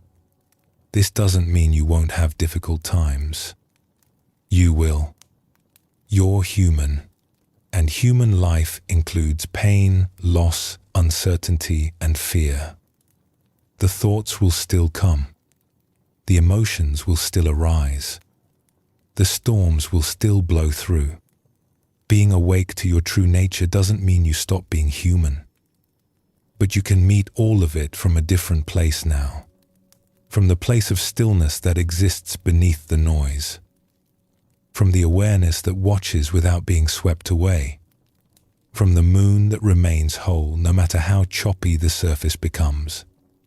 When the Buddha told his students to be lamps unto themselves, he wasn't abandoning them. He was telling them the deepest truth he knew, that they already had everything they needed. That the teacher they were looking for wasn't outside them, wasn't going to die with him, wasn't something they could lose. It was their own awareness, their own capacity to see clearly, their own true nature that had been there all along. The same is true for you. You are already home. You have always been home. The peace you've been seeking everywhere else has been right here, waiting patiently for you to turn around and notice it. Anxiety will visit again. It's part of having a human mind, part of the ancient programming that once kept your ancestors alive in a dangerous world. When it does visit, you can remember what you've learned. You can watch the thoughts without believing them. You can let the emotions move through without identifying with them completely. You can return to your breath, your body, this present moment. You can remember that everything passes, that this too shall pass, that you have survived every storm so far. And beneath all of that, beneath the coming and going, the rising and falling, the endless movement of experience, you can rest in the simple truth of what you are. Awareness itself, the witness, the sky that holds all weather without being harmed by any of it, the moon that no amount of ripples can break. This is not something you need to become. It's something you already are, remembering itself through you, waking up in this very moment. Every time you notice that you are aware, you are touching your true nature. Every time you step back from the content of experience and rest in the awareness that knows the content, you are coming home. The journey to calm the anxious mind ends where it began, right here, right now, in this breath, in this moment, in this awareness that has been with you all along. There is a final story, and it's the simplest of all. A student asked a Zen master, "What is the most important thing?" The master said, "Attention." "And what is the second most important thing?" "Attention." "And the third?" "Attention."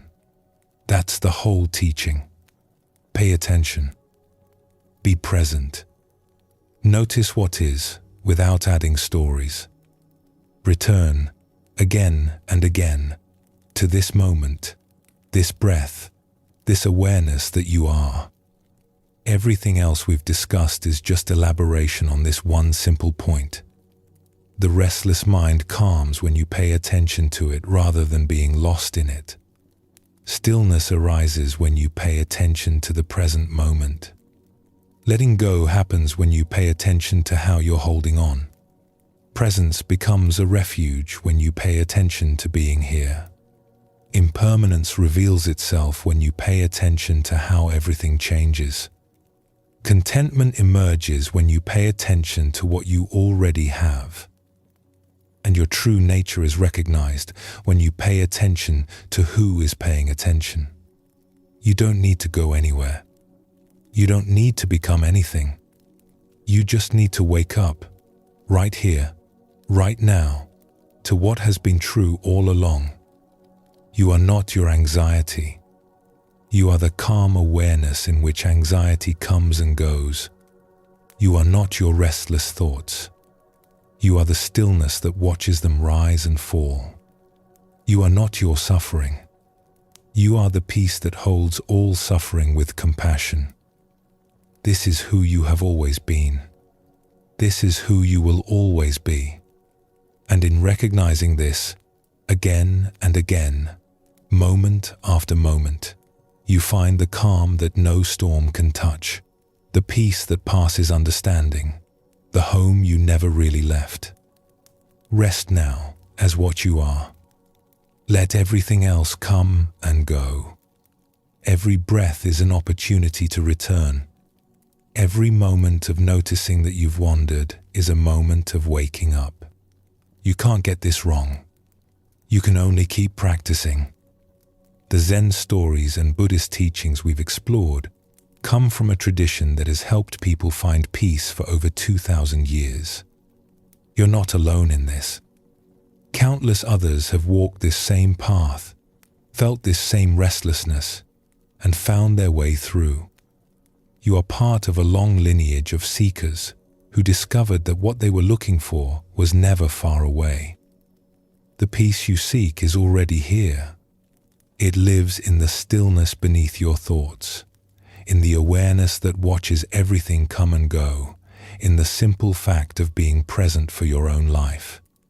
Be gentle with yourself. Be patient with the practice.